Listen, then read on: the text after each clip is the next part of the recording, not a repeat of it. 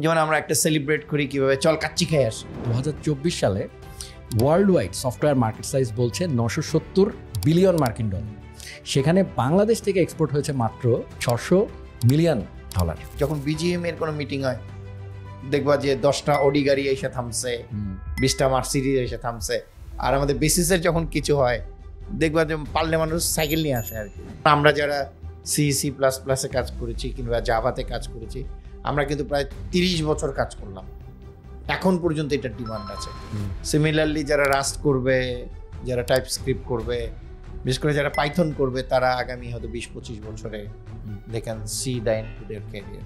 এমন সব গ্লিচেস আছে যেটা আমি চিন্তাই করতে পারি না, এরকম একটা $1 বিলিয়ন কোম্পানি এরকম একটা জিনিস আনঅ্যাটেন্ডেন্ট রাখবে। 60 বছর বয়সে যায় যদি বরফ ঠেলতে হয়, এটা কারো ভালো লাগে না। নতুন জেনারেশন যারা আসছে তাদেরকে অ্যাকচুয়ালি হিংসা করি, কারণ তারা যে টাইপের কোম্পানি বিল্ড করছে, তারা যে টাইপের আফিফ যে টাইপের কোম্পানি বানাইছে, একটা গ্লোবাল কোম্পানি বাংলাদেশে বসে, ও একটা সেদিনের ছেলে। বাংলাদেশ থেকে ওয়ার্ল্ড ক্লাস কোম্পানি করা সম্ভব। We are an example of that. Programming করাটা কোনো পার্ট টাইম কাজ না, এটা একটা ফুল টাইম অ্যাবজর্বিং আন্ডারটেকিং। আমরা এই ট্রেডে ওরকম কোনো আইকন আমরা তৈরি করতে পারি নাই।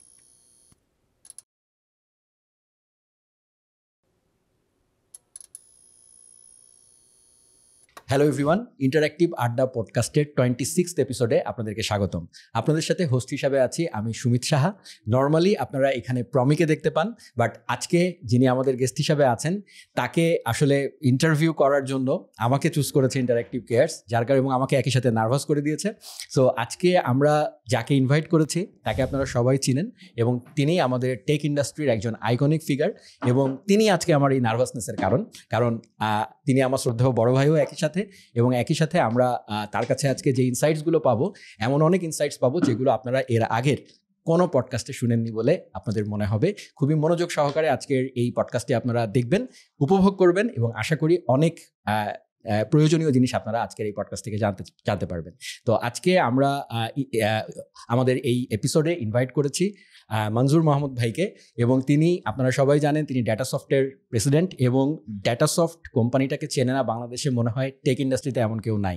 বাংলাদেশের প্রথম সিএমএমআই লেভেল 5 যে কোম্পানিগুলো আছে তার মধ্যে প্রথম পায়োনিয়ার একটা কোম্পানি, এবং he is leading from the front.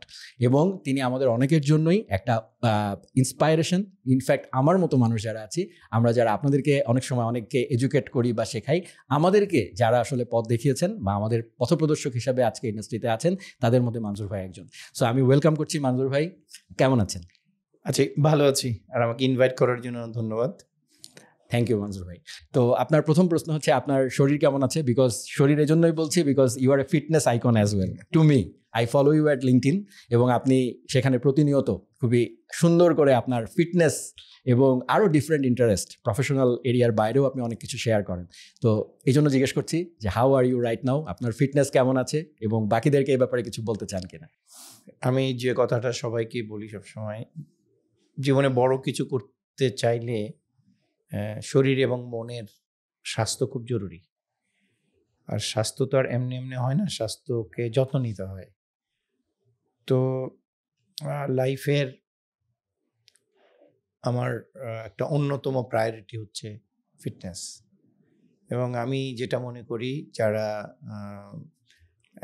যারা এখন বাডিং প্রফেশনালস আছে, যারা নতুন এন্টারপ্রেনার্স আছে, যে কোনো একটা কিছুকে নেক্সট লেভেলে নিতে হলে এখন কম্পিটিশন ইজ ভেরি হাই। কম্পিটিশনের সময়ে প্রচুর পরিশ্রম দরকার হয়। শারীরিক এবং মানসিকভাবে সুস্থ না থাকলে সেটা করা অলমোস্ট অসম্ভব। তো সুস্থতার কালচার নিয়ে আসতে হবে। আমি যে গল্পটা সবসময় সবাইকে বলি, কালচারালি আমরা এটা করি না। যেমন আমরা একটা সেলিব্রেট করি কিভাবে, চল কাচ্চি খেয়ে আসি, চল আমরা একটা পিজা এনে সবাই মিলে খেলাম। কেউ তো কখনো বলো না, ইংরেজি ভাষায় যেমন আছে let's go out for a walk, right? আমি বাংলার এটার কোনো সম্পূরক কোনো শব্দ আমি খুঁজে পাইনি। এই কালচারটা আমাদের অ্যাকচুয়ালি চেঞ্জ করা উচিত, এবং আমাদের এই সুস্থ থাকার যে আন্দোলন, এটাতে ধীরে ধীরে সবারই মনোনিবেশ করা জরুরি বলে আমি মনে করি। রাইট, খুবই ইন্টারেস্টিং একটা কথা বলেছেন মনসুর ভাই, এবং এইটা নিয়ে আসলে কেউ কথা বলে না। আমি তো যতদিন আছি ইন্ডাস্ট্রিতে আমি অনেক টেক লিডারদের সাথে কথা বলেছি, হেলথ নিয়ে আমি কথা বলতে দেখিনি। Truly speaking, you are the first one. এবং এটা কতটা ইম্পর্টেন্ট সেটা আমরা এখন আমাদের মতো এজে, I am close to 40, you are way senior to me. So আমিও কিন্তু এখন ফিল করি যে যদি আমি আপনার মতো এই জিনিসটা একটু আগে বুঝতে পারতাম, হ্যাঁ আমি হয়তো ফিজিক্যালি এখনো ঠিক আছি দেখলে মনে হয়, বাট ইন্টারনালি ঠিক থাকাটা খুব ইম্পর্টেন্ট, যেটা আপনি আসলে বলতে চাচ্ছিলেন। আমি স্ট্যাটিস্টিক্যালি একটা জিনিস বলি, যারা বিশেষ করে আইটিতে কাজ করে, যারা টেকনোলজি ফিল্ডে যারা কাজ করে, তাদের তো বসে বসে কাজ করতে হয়, তাদের কিন্তু ফিটনেসটা আরো বেশি করে দেখা দরকার। আমি একটা কথা আমার কলিগদেরকে সবসময় বলি, 40-এর কাছাকাছি আসলে তোমার টাকা পয়সা সবকিছু হবে, কিন্তু স্বাস্থ্যতা থাকবে না। এই জন্য ম্যান্ডেটরি আমাদের ডেটা সফটওয়্যার প্রতি 40 মিনিটে কিন্তু উঠে দাঁড়ায়, লোকজন একটু এক্সারসাইজ করে, তারপর করে আবার বসে। আমি আমার যে ড্যাশবোর্ড, আমি যেখানে বসি সেখানে একটা বালু ঘড়ি আছে। সেই বালু ঘড়িটা যখন 40 মিনিট আছে, আমি উঠে কিন্তু I really take a break, I take a walk, I talk to people, I just go to bio break, এগুলো আমি করি। কারণ ওই সিডেটিভ পজিশন যেটা, বসে বসে কাজ করা, যেটা এটা 5টা সিগারেটের মতো খারাপ, এটা অনেকে রিয়েলাইজ করে না। হ্যাঁ, সো আপনি কালচারের কথাটা যেটা বলছিলেন, যে এই যে আপনি শুধু নিজে করেন না, আবার একই সাথে আপনার টিমমেটদেরকেও এটা করতে মানে উৎসাহিত করেন, এটা is a very good thing. এবং আমিও চেষ্টা করছি মানে রিসেন্ট টাইমসে, কারণ আমারও প্রচুর ব্যাক পেইন অ্যান্ড এভরিথিং হয়, so I can relate to it, এবং আই থিঙ্ক অন্যান্যরাও রিলেট করতে পারবে। তো সেই জায়গা থেকে ভাই একটা ইন্টারেস্টিং কোশ্চেনেও আসতে চাই, সেটা হচ্ছে একটা কমন প্রবলেম আমাদের টেক ওয়ার্ল্ডে যারা আসতে চায় সবাই কিন্তু খুব এই জিনিসটাকে ফার্স্টের দিকে খুব সেলিব্রেট করে, লাইক আমি একজন সফটওয়্যার ইঞ্জিনিয়ারের মতো হব, হ্যাঁ আমার সিসি ডিগ্রি নাই, হ্যাঁ যেহেতু ব্যারিয়ার নাই, সো সবাই খুব ইন্টারেস্টেড হয়ে এখানে আসতে চায়। এসে 2 লাইন কোড করার পরে, বা ধরেন 2 লাইন একটু কমই বললাম, 6 মাস কাজ করার পরে দে স্টার্টেড টু রিয়েলাইজ হায় হায় কোথায় এসে পড়লাম, এবং মাঝ রাস্তায় ছেড়ে দেয়। আমরা যারা এডুকেটার শেখাই, আমরা এই পার্সেন্টেজটা অনেক বেশি দেখছি। এখনও 80% ছেলেপিলে ঝরে যায় আসলে, অনেস্টলি স্পিকিং 20% টিকে থাকে। আপনার কাছে কি মনে হয়, what is the fundamental reason এটার পিছনে?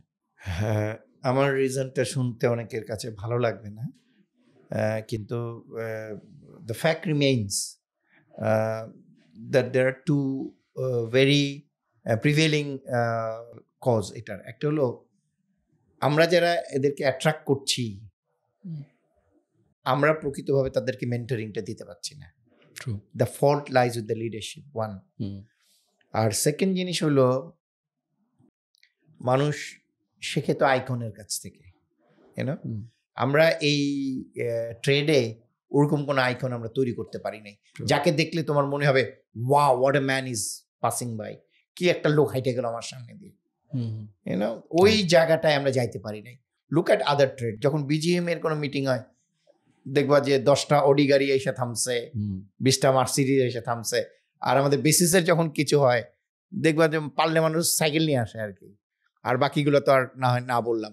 তো আমরা ওই জায়গাটাতে আমরা যাইতে পারি না, in terms of our presence, in terms of our leadership, আর ইন টার্মস অফ এটা তো নলেজ ইন্ডাস্ট্রি, যে লেভেলের নলেজ থাকা দরকার, subject matter knowledge, domain knowledge, এবং একটা বিজনেসকে দাঁড়া করার যে নলেজ, পারহ্যাপস আমাদের ওখানে একটা বিশাল ল্যাকিং আছে।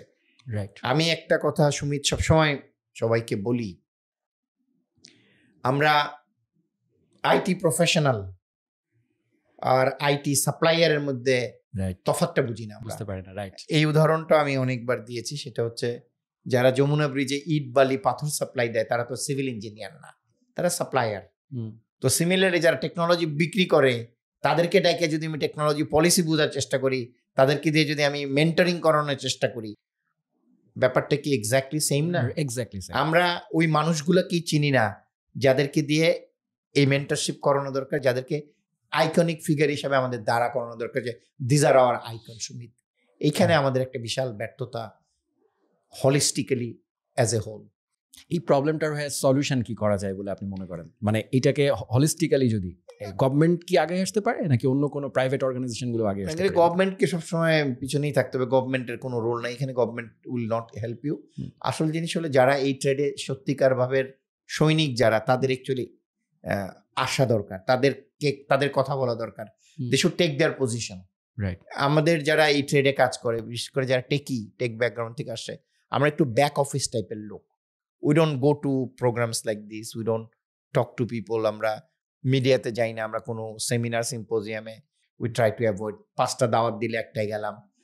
এই জায়গাটা মনে হয় এখন ধীরে ধীরে we should take our position, এটা আমি মনে করি। ভাইয়া আমি যখন 2020 সাল থেকে যখন আমি তো এর আগে আরো 15 বছর কাজ করেছি মার্কেটে, তারপরে যখন আমি 20 সাল থেকে শুরু করলাম, আমি রাইট ফ্রম ডে ওয়ান আপনার এই পয়েন্টটা কাউকে বোঝাতে পারিনি, বাট এই পয়েন্টটাই বুঝিয়েছি। হয়তো আমি ছোট মানুষ, সে কারণে হয়তো অনেকে গুরুত্ব দেয়নি, বাট আজকে যেহেতু আপনি কথাটা বলছেন, সো ডেফিনেটলি সবাই এটা যে একটা ইম্পর্টেন্ট জিনিস, যে আপনি যে ইন্ডাস্ট্রিতে কাজ করবেন সেই ইন্ডাস্ট্রির যে আইকন যারা আছে, বা আপনি নিজেও সামনে আইকন হতে পারেন, তো আপনার যদি সবসময় একটা কনজারভেটিভ অ্যাপ্রোচ থাকে যে আমি ভিতরে থাকবো, হ্যাঁ আমি তো ব্যাক অফিসের লোক, হ্যাঁ আমি অনেক বড় স্কিল্ড লোক, আমি কেন সামনে যে নর্তকীর মতো কথা বলবো। It's like they are considering যে আপনি একজন পাবলিক স্পিকার, বা আপনি কোনো একটা জায়গায় যাচ্ছেন, হয়তো আপনি ওয়ার্ড ক্যাম্পে স্পিকার হিসেবে গেছেন, বা আপনি জেস কনফারেন্স স্পিকার হিসেবে গেছেন, আপনি কথা বলছেন, দেখবেন এক শ্রেণীর মানুষ, বা আমাদের এক্সপার্ট যারা আছেন তাদের মধ্যে এক শ্রেণীর মানুষ যারা ইন্ট্রোভার্ট, তারা দে গেট কি বলবো মানে ওভারওয়েলমড, এবং তারা ফেসবুক বা লিঙ্কডইনে তারা বলবে ও দিস আর সেলিব্রিটিজ, হ্যাঁ তোমরা এদেরকে সাথে সেলিব্রেট করছো, এরা তো কিছুই জানে না। সো কাইন্ড অফ এই কলিশনটাও কিন্তু আমাদের মধ্যে আছে, যে যারা অ্যাকচুয়াল এক্সপার্টস, যারা ব্যাকএন্ডে আছে, তারা কিন্তু আবার এই জিনিসটাকে ওয়েলকামও করেন না অনেক সময়। হ্যাঁ, সো সবকিছু মিলাই it's a very complicated situation. আমি যেটা বুঝি, এটা আমাদের বাংলাদেশি মানুষদের কালচারাল ব্যাপারটা, যে সমস্ত মানুষরা ডিপ, সেই সমস্ত মানুষরা কিন্তু একটু ইন্ট্রোভার্টই থাকে, আর যে সমস্ত মানুষদেরকে you'll see on the surface, এদের মধ্যে ওই ডেপথটা নাই। এখন there is a debate between what is accepted and what is not accepted. আমার মনে হয় the answer lies in between. খুব বেশি ওয়ার্ল্ড ক্লাস এক্সপিরিয়েন্স লোকজনকে এখনই তুমি সারফেসে দেখবা তা না। হাউএভার একটা জায়গায় যদি একটা মেজর চেঞ্জ হয়, তাইলে দেখা যাবে এই চেঞ্জটা আসবে। সেটা হলো, আমরা এই ইঞ্জিনিয়ারিং ট্যালেন্টদেরকে যদি সেলিব্রেট করা যায়, আমরা কিন্তু একদমই করি না। রাইট, আমাদের এখানে পত্রিকার ছবি আসে, গান গায়া, নতুন কুড়িতে পুরস্কার পেয়ে, ফুটবল খেলে, সবকিছু আছে, কিন্তু একটা লোক কমপ্লেক্স ইঞ্জিনিয়ারিং প্রবলেম সলভ করেছে, এটা কেউ সেলিব্রেটও করে না। এটা কেউ বললেও আবার, আমি জানি না, তুমি আমাদের একটা ওই যে অনেকগুলো টেকনোলজি মিলে টেক গ্রুপ একটা আছে, সেখানে তুমি আছো কিনা, সেখানে যদি কেউ কারো সাকসেস স্টোরি দেয়, সাকসেস হোয়াটসঅ্যাপে আছে, you will hardly see anybody celebrating that. Okay, তুমি হয়তো একটা মেজর ব্রেক থ্রু করছো, মেজর একটা প্রজেক্ট তুমি ডেলিভারি দিছো, you'll see hardly anyone commenting on that, everyone is sharing their commercial success, but মানে as a celeb, মানে আরেকজনকে ইন্সপায়ার করার জন্য যেই পয়েন্টটা লাগবে, সেই পয়েন্টটা missing. So if no one is focusing on the impact, everyone is focusing on the business impact, but একটা পাবলিক ইম্প্যাক্টও কিন্তু আছে। লাইক ডাটাসফট যদি আজকে একটা প্রোডাক্ট বানায়, যেই প্রোডাক্টটা স্কেল করেছে টু মিলিয়ন্স, has been কি বলবো recognized by international clients or something, এই জিনিসটাকে যদি আমরা সেলিব্রেট করি, দেখো বাংলাদেশের একটা কোম্পানি, এই বাংলাদেশের এই ডেভেলপাররা, তারা হচ্ছে এই কাজটা করেছে, এইটা কিন্তু একটা সেলিব্রেশন ম্যাটেরিয়াল, এটা আরেকজনকে ইন্সপায়ার করে। তো আই থিঙ্ক এই জিনিসটা সবারই করা উচিত, প্রত্যেকের জায়গা থেকে, আপনাদেরও করা উচিত, আমরা যারা আছি সবারই করা উচিত। তো ভাইয়া একটা পয়েন্ট আমি বলবো, যেটা আমি যে ঝরে যাওয়ার পয়েন্টে ছিলাম, জাস্ট এটা বলে এই পয়েন্টটা আমরা শেষ করবো, সেটা হচ্ছে অ্যাটেনশন টু ডিটেল। হ্যাঁ, এই জিনিসটা আপনার কাছে কি মনে হয় যে এইটা একটা আরেকটা রিজন কিনা? কারণ প্রত্যেকটা ছেলে যেটা হয় যে আপনি অ্যাটেনশন টু ডিটেলে গেলে, একটু ডেপথে গেলে, বর্তমানে আবার এআই আসছে, তো এআই এর কারণে লার্নিংয়ে যে ইম্প্যাক্টটা পড়ছে, যে ব্রেন ডেড যে ব্যাপারটা, এইটা নিয়ে যদি ভাই আপনি 2-3টা লাইন বলেন যে আসলে কি করা উচিত লার্নারদের। এটা জন্য আমি ব্যক্তিগতভাবে যেটা মনে করি, it's like a personal hygiene. এইটা তোমার ক্যারেক্টারে থাকতে হবে।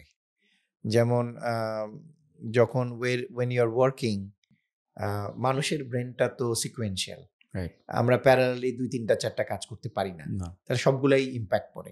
If we know this fact, তাহলে আমরা যে টাইমটাতে কাজ করব, we should be out of social media, we should be out of friends and family কলস। আমি 40 মিনিট কাজ করলে 40 মিনিট একনিষ্ঠভাবে ওই কাজটাই করতে হবে। Then you can go back to your phone or device to check what is there. এটা এক পার্সোনাল হাইজিন। সেকেন্ড জিনিস যেটা, সেটা হচ্ছে নিজেদের সীমাবদ্ধতা যদি আমরা বুঝি, যে আমরা জাতি হিসাবে অতটা ডিটেল ওরিয়েন্টেড না, আমাদের ভিতরে সুপারফিশিয়াল কিছু জিনিস আছে। একটা উদাহরণ দিয়ে বলি, কাউকে যদি বলা হয় যে দেওয়ালটা তুমি রং করো, ইউলসি যে রং করে চলে গেছে, বিলও নিয়ে গেছে। কিন্তু এই জিনিস যদি if you have shown this same workmanship to a Chinese boss or a Japanese boss, he would outright reject it. এটা তো কিছুই হয় না, এটা তো এখানে থোবড়া রয়েছে। ও স্যার আমার এখানে যে ম্যানেজার তার এটা চোখেই পড়ে না, স্যার এটা তো ঠিক আছে, সাদা তো সাদাই হয়েছে, বলে এই সাদা আর এই শেড তো এক না, এই ডিফারেন্সটাই বোঝে না। কিন্তু ইদানিং ওই যে অনেক বছর আমরা টেক্সটাইলে কাজ করার জন্য কিছু কিছু ডোমেনে কিন্তু ওরকম ডিটেল লোক হয়েছে যারা বিশ্বমানের ডেলিভারিগুলো দিতে পারে। সফটওয়্যারে ওই কালচারটা এখন পর্যন্ত অ্যাক্রস দ্য বোর্ড আসে নাই, কিন্তু যারা গ্লোবাল কাজ করে, যারা স্যাসে কাজ করে, দে হ্যাভ প্রিটি ওয়েল, তাদেরকে করতে হয় আসলে সার্ভাইভালের জন্য। ট্রু। সো ভাইয়া, যেহেতু আমাদের একটা বড় অডিয়েন্স হচ্ছে ইয়াং জেনারেশন, হ্যাঁ, কারণ এটা আমরা ইন্টারঅ্যাক্টিভ কেয়ার্স থেকে করছি এবং ইন্টারঅ্যাক্টিভ কেয়ার্সের প্রচুর ইয়াং লার্নার্স আছে। সো তাদের একটা মূল মানে বর্তমান সময় একদম কারেন্ট কনটেক্সটে শুরু করছে যে ছেলেটা, সেই ছেলেটার লার্নিং অ্যাপ্রোচটা কী হওয়া উচিত এবং কোন কোন টপিককে তার আগে শেখা উচিত? কারণ একজন মানুষ তো আপনি আমি যেটা 20 বছরে শিখেছি সেটা সে একদিনে বা 6 মাসে শিখবে না। সো তার স্ট্র্যাটেজিটা কী হওয়া উচিত যে আমি শুরুতে 6 মাসে এতটুকু শিখবো, দেন এবং একই সাথে তাকে এটাও মাথায় রাখতে হবে যে most of the people, young generation, তাদেরকে একই সাথে আর্নিংও করতে হবে, ফ্যামিলিকে সার্ভ করতে হবে। So there should be a plan, career plan. প্রথম 6 মাসে আমি এতটুকু শিখবো, 1 বছরে আমি এতটুকু শিখবো এবং সেখান থেকে আমি একটা জবে যাব। সেখানে আবার একটা নতুন প্রবলেম আছে, সেটা হচ্ছে নতুন যারা জবে ঢুকতো তাদের যতটুকু স্কিল আপনাদের কোম্পানিগুলোতে বা আমাদের কোম্পানিগুলোতে রিকোয়ার্ড ছিল, সেই স্কিলটাও এখন আপগ্রেড হয়েছে। সো আপনার মতে ভাই, একজন ইয়াং লার্নারের ফার্স্ট 1 ইয়ারের লার্নিং স্ট্র্যাটেজি কি হওয়া উচিত মানে সফটওয়্যার মার্কেটে কাজ করার জন্য? আমি কি মানে is he A graduate? He can be a graduate or can be a non CSC background. ধরে নেন যে গ্র্যাজুয়েশনের পার্টটা টিচার যেটুকু তাকে শিখিয়েছে সেটা সে হচ্ছে গাইডেড একটা অ্যাপ্রোচ পাচ্ছে, আর যে নন সিএসসি সে হয়তো অনলাইন রিসোর্সেস পাচ্ছে। এরকম এটা একটা কঠিন প্রশ্ন, কিন্তু আমার এক্সপিরিয়েন্স থেকে যেটা মনে হয় এটা হচ্ছে তার ক্লাসিক্যাল কম্পিউটার সায়েন্সের ডেটা স্ট্রাকচার জানতে হবে, রাইট, তার অ্যালগোরিদমস জানতে হবে, তার প্রবলেম সলভিং স্কিলস থাকতে হবে, এগুলা তো মাস্ট, এগুলো সবার জন্য প্রিরিকুইজিট। তারপরে যেটা সেটা হচ্ছে যে কোনো একটা টেকনোলজিতে তার মাস্টারি থাকতে হবে, সে একদম ইনস অ্যান্ড আউট জানতে হবে যে এটা কেমন করে। এটা কিভাবে ফার্স্ট 1 বছরে তার পক্ষে সম্ভব হবে? মাস্টারি সম্ভব, কারণ এই প্রোগ্রামিং করাটা কোনো পার্ট টাইম কাজ না। ট্রু, এটা একটা ফুল টাইম অ্যাবজর্বিং আন্ডারটেকিং। তার এটা ভালো করে বুঝতে হবে যে আমি যে প্রফেশনে যাচ্ছি it would require my full attention, এটা তার ভিতরে থাকতে হবে। ওকে, একটা টেকনোলজি সে খুব ভালো করে শেখার পরে তার ওইটাকে অ্যাপ্লাই করার জন্য সবচেয়ে বেস্ট উপায় হলো কমিউনিটি প্রজেক্ট করা। রাইট, এখন ওপেন সোর্স কমিউনিটি প্রজেক্ট করা এটা বাংলাদেশে একদমই পপুলার না। আমরা এই একদমই করা হয় না। আমাদের কিন্তু দলে দলে কমিউনিটি প্রজেক্টে জয়েন করা দরকার। কমিউনিটি প্রজেক্টে বেশ কিছু ওপেনিং হয়। একটা হলো তুমি যদি ভালো কাজ করো, ওই কমিউনিটির সিনিয়ররা, ওরা তো কমার্শিয়াল প্রজেক্ট করে, ওদের প্রায় মানুষ দরকার হয়, you immediately get paid. So তারা হেড হান্টিং করবে, তারা সবসময় হেড হান্টিং করে এই সমস্ত জায়গা থেকে, কারণ এখান থেকে রিয়েল ডেডিকেটেড রিয়েল প্যাশনেট ছেলে পেলে পাওয়া যায়। অন্য জায়গায় র ট্যালেন্টগুলো ওরা এখান থেকে অ্যাকচুয়ালি পিক আপ করে। তো এটার দুইটা সুবিধা, একটা হচ্ছে অন্য দেশের ট্যালেন্টটা কি করছে ওইটা দেখার একটা সুযোগ হয়, প্লাস নিজেকে অ্যাকচুয়ালি বেঞ্চমার্কিং করার সুযোগ হয়। আর এমপ্লয়ার্স লাইক ডেটাসফট, আমরা কিন্তু এইগুলাকে আমরা সবার আগে তার গিটহাবটা দেখি, কি করছে না করছে, তার লিঙ্কডইনে দেখি তার ফুটপ্রিন্ট কি, এই জিনিসগুলো দেখি। তো গিটহাবে যদি দেখি ছেলেটা অ্যামেজিং কিছু প্রজেক্ট করছে, আমরা we don't even ask any interview, তাহলে বলি যে তুমি কবে করতে পারবা। তো এটা একটা ওপেনিং এর জন্য একটা ভালো যে কোনো একটা টেকনোলজিতে লেগে থাকা এবং ওই টেকনোলজির ওপেন সোর্স প্রজেক্টে নিজেকে এনরোল করা, প্লাস ফাঁকে ফাঁকে ফ্রেন্ডস ফ্যামিলির যদি কোনো প্রজেক্ট থাকে সেগুলো করা, কোনো প্রোবোনো প্রজেক্ট থাকা সেগুলো করা, ইমিডিয়েটলি ইউল গেট এ ওপেনিং। কারণ ওই গিটহাবটা যদি তখন দ্য মোমেন্ট ইউ শেয়ার, দেখা যাচ্ছে ছেলেটা 15টা প্রজেক্ট করেছে গত 1 বছরে, that tells a lot about you. Right. ভাইয়া, কোনো রুটিন আইডিয়া আছে আপনার যে রুটিনটা কেমন হওয়া উচিত তার লার্নিং এ? লাইক সাথে এখন এআইও আছে, সো এআই টুলের ব্যবহারও তার একদম ডে 1 থেকে করা উচিত? অবশ্যই। এই মানে আমাদের ডেটা সফটওয়্যার একটা জিনিস আছে, সেটা হচ্ছে সে তার ওয়ার্ক বেঞ্চ থাকবে আর সাথে আরেকটা ট্যাবে অ্যাকচুয়ালি তার এআই টুলসগুলো থাকবে। তো AI tools is a mandatory আজকাল।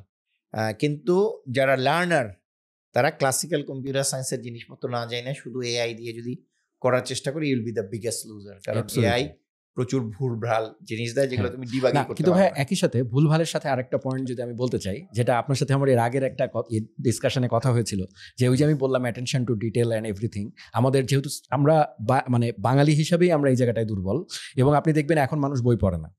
আপনি যে পরিমাণ বই পড়েন বা আমরা যে ব্যাকডেটেড মানুষজন যে পরিমাণ বই পড়ি, এখনকার ছেলেপিলে কিন্তু বই পড়ে না হাতে নিয়ে। তো আপনি একটা লিঙ্কডইনে একটা যদি পোস্ট দেন, সেটাতে যদি কোনো ইনসাইটফুল ডিসকাশন আপনি করেন, সেটা যদি 5 প্যারা হয়, you can be rest assured যে ওইটা 10% মানুষ ওটা পুরাটা পড়েন, বাট দে হ্যাভ কমেন্টেড, হ্যাঁ ভাইয়া জোস। হ্যাঁ, সো এই যে ব্যাপারগুলো থাকে, তো সেই জায়গাতে যদি এআই টুলের হেল্প নেওয়া হয়, লাইক ধরেন ফ্রম ডে ওয়ান আপনি ইউ আর লার্নিং জাভা, হ্যাঁ, তো আপনি কি করলেন, আপনি চ্যাট জিপিটিকে দিয়ে কোড করায় নেন আর দেখেন আর বুঝতে পারেন।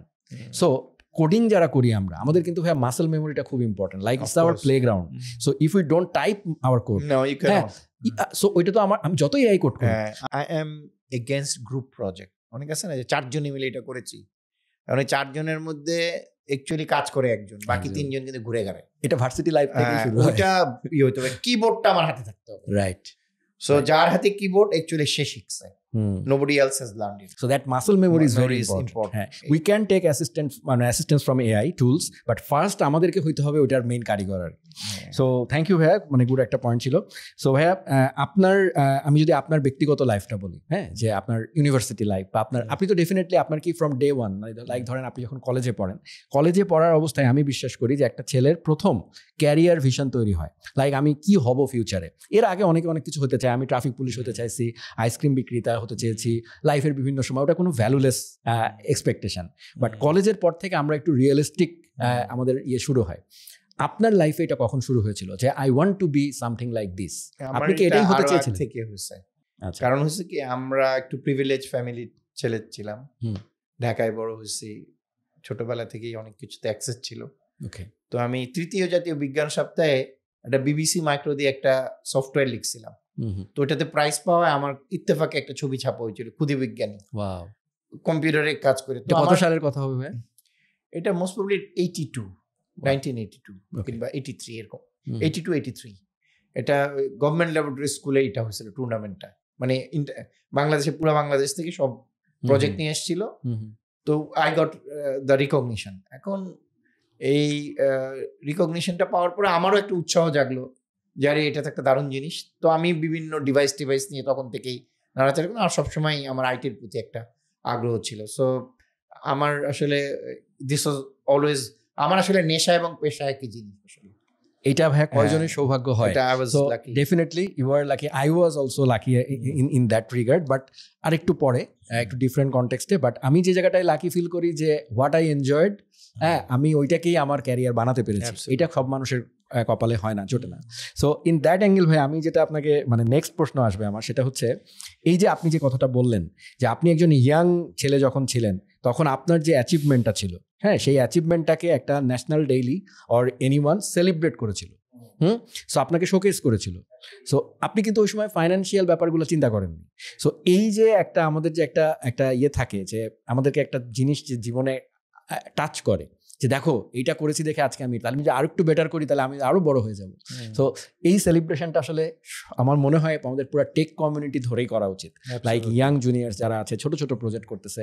সো আই উড, মানে এই পডকাস্ট থেকে আমি আপনাকে ভাইয়া ইনভাইট করবো, যেহেতু আমিও পাবলিক প্লেসে কাজ করি, আরও অনেকে আছেন, if you have any plan যে এরকম কিছু করা যায় কিনা, DataSoft can be the initiator, যে আমরা হচ্ছে সারা বাংলাদেশ ব্যাপী এরকম বিভিন্ন কন্টেস্ট করব এবং সেখানে এরকম অ্যামেজিং প্রজেক্ট আসবে, আপনারা হচ্ছে আমাদেরকে হেল্প করবেন, ঠিক আছে? আমরা তো মানে অনেক কলেজে যে সমস্ত কম্পিটিশন হয় সেই সমস্ত জায়গায় আমরা কিন্তু এগুলো খুব ফর্মাল হয় ভাই, বাট আমি বলতে চাচ্ছিলাম যে একটু ম্যাস স্কেলে করা, যে সবাই এটাকে সেলিব্রেট করছে, লাইক সবাই কথা বলছে এটা নিয়ে, এরকম কিন্তু আমরা দেখি না। আপনারা যেটা করেন সেটা হয়তো একটা নিশ নিয়ে করেন। এটা হচ্ছে কি, মেইন স্ট্রিমের যারা আছে, if they don't take it up, এটা ওই একটা দুইটা কোম্পানি মিলে এটা করা একটু মুশকিল। এটা আস্তে আস্তে ওপিনিয়নগুলো তৈরি করতে হবে, আস্তে আস্তে যখন দেখা যাবে এই লাইনে একটা বিশাল সংখ্যার মানুষ কাজ করে, দে আর মেকিং এ ডিফারেন্স, তাহলে দেখা যাবে যে এটা হচ্ছে। এবং আমরা আমাদের ওন কর্নার থেকেও যদি উই স্টার্ট রিকগনাইজিং দিস, তাহলে এটা হয়তো আমাদের পক্ষে সম্ভব হবে। রাইট ভাইয়া, আমরা হচ্ছে আমাদের সুন্দর একটা ডিসকাশন চলছে, আপনি একটা অলরেডি একটা কোম্পানি ফর্ম করেছেন এবং সেটা আজকে এই জায়গাটায় এসেছে, যেটা অনেকের জন্য, আমাদের জন্য, অনেকের জন্য ইন্সপায়ারিং একটা জার্নি। সো এই জায়গাটা, এই কোম্পানি বিল্ড আপের পিছনে কালচারের ভূমিকাটা কতটুকু? মানে কোম্পানি তো বানাতেই পারে যে কেউ, হ্যাঁ, আমি খালি বিজনেসই করতে পারি, বাট ইম্পর্টেন্স অফ কালচারটা কিভাবে আপনি তৈরি করেছেন এবং সেখানে ইউনিক পয়েন্টস কী কী আছে, এবং একই সাথে যারা এন্টারপ্রেনার সামনে আসবে, আমাদের তো অনেকেই entrepreneur because we are connected with global world. একজন সফটওয়্যার প্রোগ্রামারের জন্য আমার মতে entrepreneurship is the easiest path অনেকের জন্য। কারণ আজকে যদি একজন আকিজ বিড়ি বিক্রি করে বা এদের জার্নি যদি আমি দেখি, তাদের কিন্তু বিজনেস তৈরি করা অনেক চ্যালেঞ্জিং ছিল বিকজ সেখানে প্রচুর আনসার্টেনটি ছিল। বাট অ্যাজ এ প্রোগ্রামার যদি আপনি একটা প্রোডাক্ট বানাতে পারেন এবং আপনি যেহেতু গ্লোবালি কানেক্টেড, প্রোডাক্টটা যদি ভালো হয়, তাহলে কিন্তু এটা কম্পারেটিভলি আমাদেরকে একটু আর্লিয়ার বিজনেস দেয়। সো সেই জায়গা থেকে আপনি কালচার তৈরি করার ক্ষেত্রে নতুন এন্টারপ্রেনারদেরকে নিজের অর্গানাইজেশনে কি কি সাজেস্ট করবেন, এবং ডাটা সফটের কিছু ইউনিক কালচার পয়েন্ট যদি আমাদের সাথে শেয়ার করেন, ইন্টারেস্টিং। কালচার তো ড্রাইভ করে মানুষ, তো একটা অর্গানাইজেশনের যে মানুষরা আছে তারা যদি এই কালচার সেট আপে যদি কন্ট্রিবিউট না করে, সেখানে কালচার তৈরি হয় না, তৈরি হয় এগ্রিকালচার। তো এখন এই কালচার আর এগ্রিকালচারের মধ্যে তফাৎ বুঝতে হলে আমি আবার একটা উদাহরণে যাব। শিওর। আমি কোনো একটা সরকারি ব্যাংকের কাউরান বাজার শাখায় যে ঢুকলাম, ঢোকার পর দেখলাম যে চিল্লাচিল্লি, এটা সেটা, চেকটা দেন তো, এটা দেন তো, সেটা দেন তো, আপনারটা তো এখনো আসে নাই, everybody is loud, everybody is talking. Similarly যদি আমরা একটা ভালো সেকেন্ড জেনারেশন প্রাইভেট ব্যাংকে যদি ঢুকি, ওখানের যে পরিবেশ, কিংবা একটা মাল্টিন্যাশনাল ব্যাংকে যদি ঢুকি, ওখানের পরিবেশ, right from the guy who is receiving you till you been served, এই দুটার মধ্যে যেমন তফাৎ, রাইট, সিমিলারলি একটা ভালো কালচারের কোম্পানি, একটা খারাপ কালচারের কোম্পানির মধ্যে সেম ডিফারেন্স। ট্রু। ভালো কালচারের কোম্পানির 3টা ট্রেড থাকতে হয়। প্রথম জিনিস হলো এদের একটা শেয়ার্ড ভিশন থাকে, যে আমরা সবাই মিলে এদিকে যাচ্ছি, চলো লেটস ডু ইট অ্যাটিটিউড থাকে সবাই মিলে। এক। দ্বিতীয় জিনিস যেটা ওখানে থাকে সেটা হচ্ছে empathy towards your colleagues. Yes, very important, very very important. আমার দের মধ্যে একজন ল্যাগিং করছে, প্রায় প্রতিদিনই লেট করে আসে, সেটাকে যদি আমি একটা ইস্যু বানাই other than actually trying to solve his problem, এটা কোনো কালচার হতে পারে না। People don't perform at their best all the time. পারফরমেন্সের উঁচু হয়, নিচু হয়, ভালো হয়, খারাপ হয়, কিন্তু এগুলাকে সহ্য করতে হয়। এটা কালচারের দ্বিতীয় অংশ, যে আমি আমার মানুষজনদেরকে I am empathetic to them. True. Without customer, you're nobody. Customer centricity is the third pillar of a culture. Okay? So এই 3টা জিনিস যারা আর্লি এইজে প্ল্যান করতে পারে, আমার সাথে যে মানুষগুলো কাজ করে তাদের জন্য আমার জেনুইনলি দরদ থাকতে হবে। ট্রু। হ্যাঁ, আমি যাদের জন্য কাজ করি তাদেরকে সার্ভ করার মানসিকতা আমার থাকতে হবে।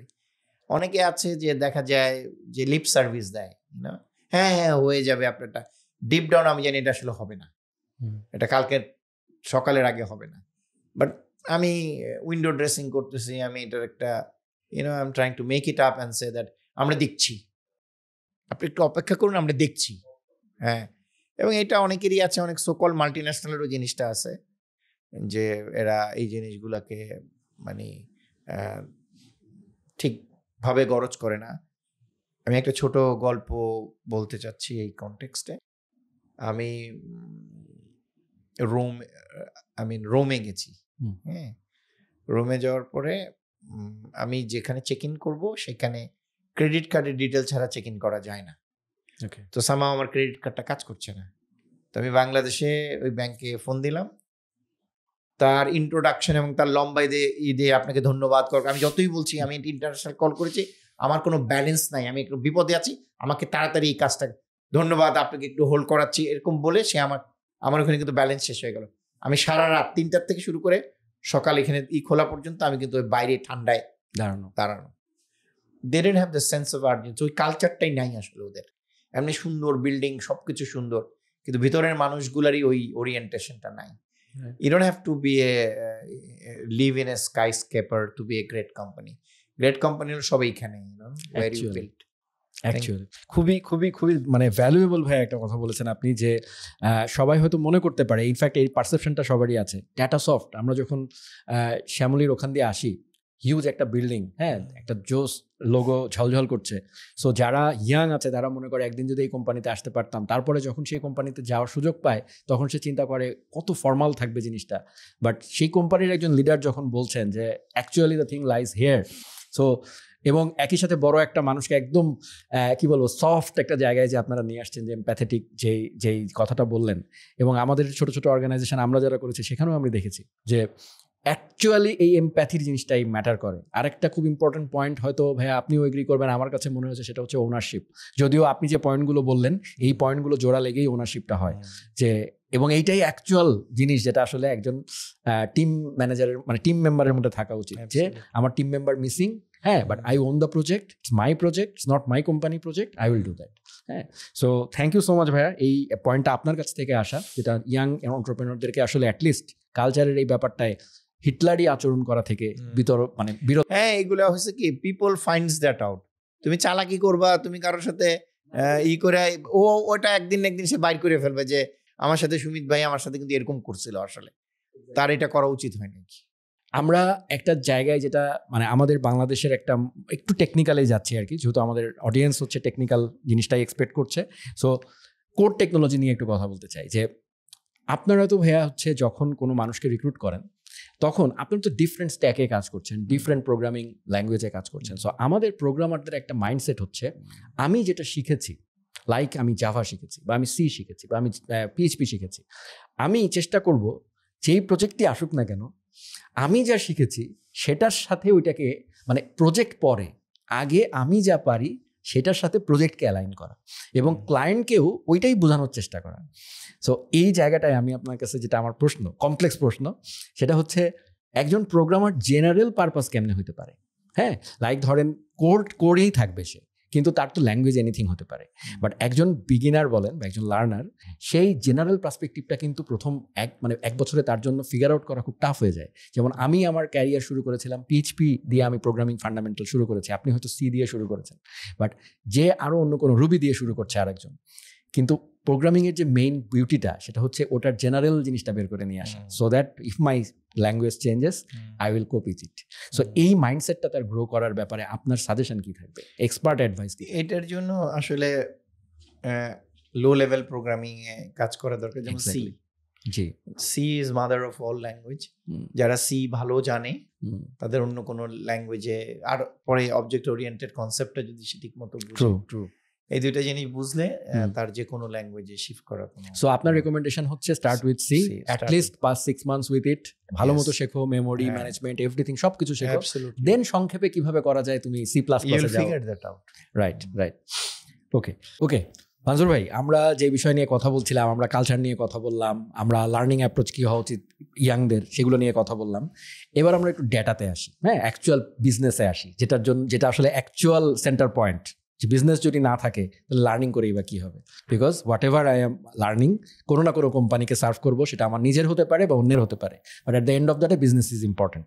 সো আমি একটা ডেটা দেখছিলাম, ইন্টারেস্টিং একটা ডেটা, যে 2024 সালে world wide software market size বলছে $970 বিলিয়ন। সেখানে বাংলাদেশ থেকে এক্সপোর্ট হয়েছে মাত্র $600 মিলিয়ন। হ্যাঁ, বেসিসের একটা অনুযায়ী হয়তো একটু এদিক ওদিক হতে পারে। এত মানে একটা কান্ট্রি হিসাবে বাংলাদেশ, আমি যদি প্রপোর্শনালি চিন্তা করি, it's a very low amount মানে মার্কেট সাইজ, মানে বাংলাদেশের ক্ষেত্রে। কেন এটা মানে আমরা কেন এটা করতে পারছি না? হোয়াটস দ্য গ্যাপ বলে আপনার মনে হয়? এবং আপনার কোনো যদি সাজেশনও থাকে যে এটা কি করা উচিত? এটা স্ট্যাটিস্টিক্সের ওয়েন একটা নাম্বারকে যখন তৈরি করা হয়, এটার যদি আমি বেসিসগুলো না জানি তাহলে এটা ইন্টারপ্রেট করা কঠিন। এই অ্যামাউন্টটা এটার থেকে অনেক বেশি হবে। ওকে, কারণ এইখানে অনেক মানুষজন আছে তারা বিজনেস করে but they don't report. Business করে তারা টাকা রিটেইন করে না এখানে, কিন্তু বিজনেসটা তো হচ্ছে এই দেশ থেকেই। এই নাম্বারটা আরেকটা কারণ হচ্ছে এই নাম্বারটার ফল করার জন্য এই গত 1-2 বছরে তো অনেক মানুষ যারা আইটির সাথে যুক্ত ছিল তারা এখন আর বিজনেসে নাই। তো এই মানুষগুলোর there is a big void, এর মধ্যে অনেকগুলো বড় কোম্পানিও ছিল, এটা একটা কারণ হতে পারে। আর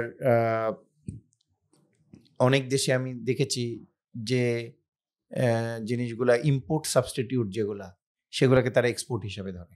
আচ্ছা, হ্যাঁ, ওকে। তো আমাদের কাছাকাছি অনেকেই তাই করে যে আমি এটা নিজেরা তৈরি না করলে আমরা এটা হয়তো জাপান থেকে আনতে হতো, কোরিয়া থেকে আনতে হতো, সেটা না করে এটা আমরা নিজেরাই তৈরি করছি। সো দ্যাট ইজ অলসো ডিম এক্সপোর্ট। ওকে, তো ওইটার কথা যদি চিন্তা করা হয়, এটা $5-6 বিলিয়ন মার্কেট আমরা প্রডিউস করি আসলে। ওয়াও, তাহলে তো এটা অনেক বেশি। হ্যাঁ, আপনি যেটা বলছেন ডেটা বলছে মাত্র 600 মিলিয়ন। হ্যাঁ, ওইটা হলো সেখানে, কারণ এটা হচ্ছে ওই যে রিপোর্ট করে না, রিপোর্ট করে না, আর অধিকাংশ কোম্পানি তো আসলে টাকা এই দেশে রাখে না, হ্যাঁ, টাকা কামায়ও বাইরে, রাখেও বাইরে। হ্যাঁ, সেটাই। রাইট।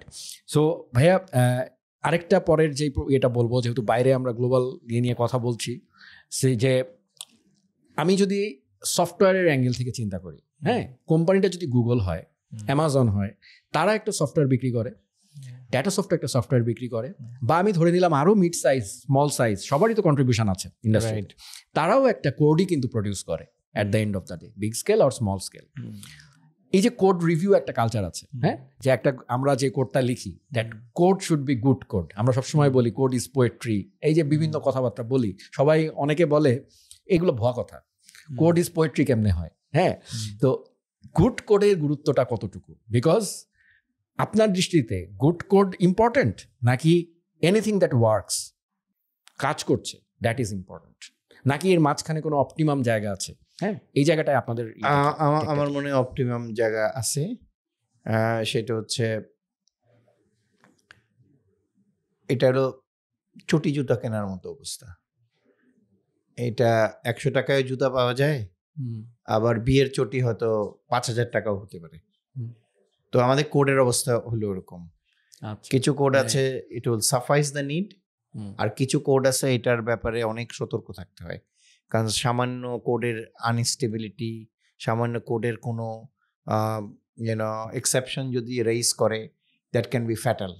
ওকে, তো depends on what type of code you are generating, কিংবা কোন ডোমেনের জন্য কি টাইপের। যেমন আমি যদি মেডিকেল ডিভাইসের জন্য কোনো এমবেডেড সিস্টেম লিখি, এটার যে কিউএ হওয়া উচিত, এটার যে টেস্ট প্রসিডিওর হওয়া উচিত, এটার যে ডিপ্লয়মেন্ট প্রসিডিওর হওয়া উচিত, it has to be really robust and world class. আর যদি আমি দেখি যে আমি একটা সিম্পল সলিউশন বানাচ্ছি যেখানে C=A+B, এইখানে হয়তো আমি অনেকগুলা কেস কনসিডারই করি নাই, যে এ যদি নেগেটিভ ভ্যালু কেউ দেয়, বি যদি নেগেটিভ ইউজ কেসগুলাকে ওইভাবে আমি চিন্তাই করি নাই। কারণ আমি একটা হার্ড কোডেড জিনিস দিয়েছি সেটা ক্যালকুলেটরের ভিতর, যেখানে ওই বাটনটাই নেই। তার মানে সে আসলে অন্য কোড প্রডিউস করতেই পারবে না, ওটাই ব্যবহার করতে। তো আসলে এটা মানে কোয়েশ্চেনটা আসলে এটা আপেক্ষিক।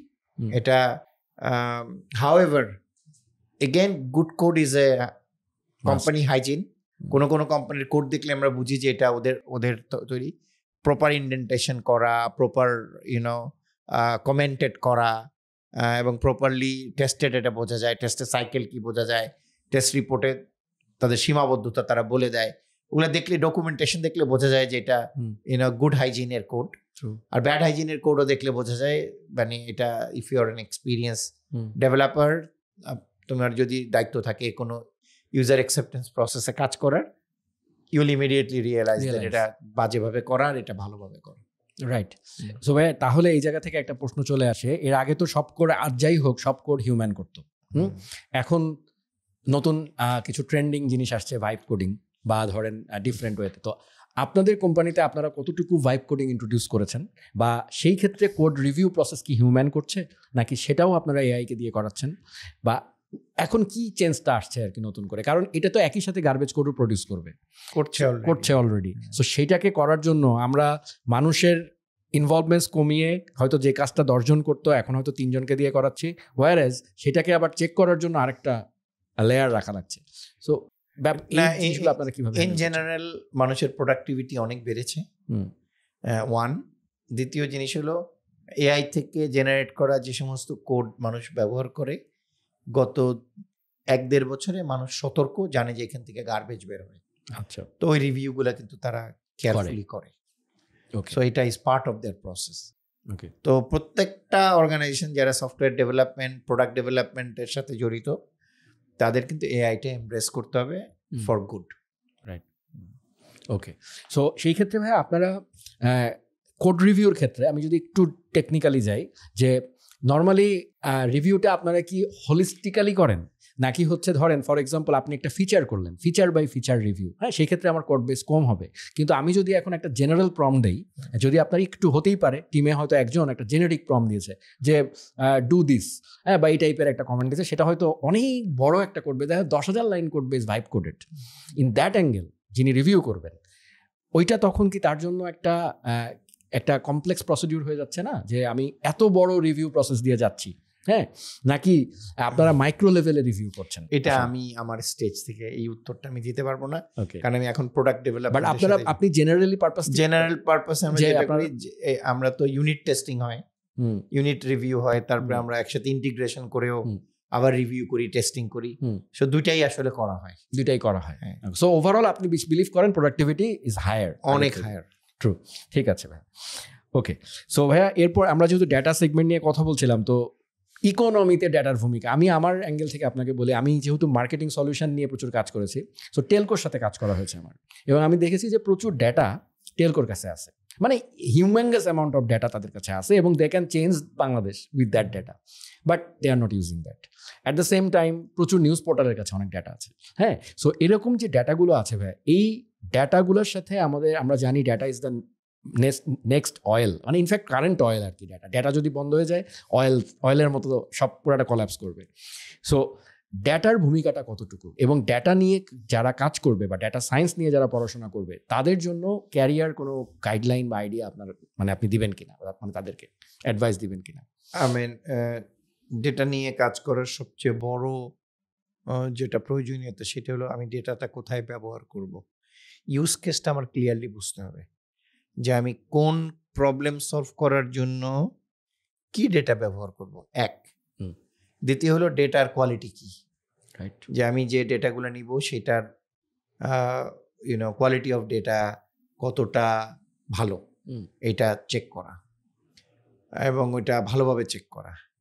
তৃতীয় হলো এটা লিগ্যাল অ্যাসপেক্টটা দেখা, যে আমি যে ডেটাটা নিছি এটা কোনো প্রাইভেসি ভায়োলেট করছে কিনা, এটা আমার কোনো লিগ্যাল অবস্ট্রাগলস আছে কিনা, কোনো পারমিশনের দরকার আছে কিনা, এই জিনিসগুলোকে ভালো মতো দেখা।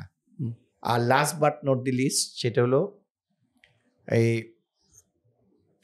ডেটা দিয়ে যদি আমি কোনো প্রেডিক্টিভ অ্যানালাইসিস করি, যে এটা এরকম লাইক ফোরকাস্টিং টাইপের, এখানে কিন্তু ফোরকাস্টিং টাইপের no amount of data is actually sufficient. সেক্ষেত্রে এই যে ডিসক্লেমার করা, তারপরে একটা বাউন্ডারি সেট করা, যে আমার এটার বাউন্ডারি হলো এটা এই পর্যন্ত টলারেন্স লিমিট আছে, এগুলাকে ক্লিয়ারলি স্টেট করে তারপরে ডেটাগুলোর থেকে রেজাল্ট জেনারেট করা বুদ্ধিমানের কাজ বলে আমি মনে করি।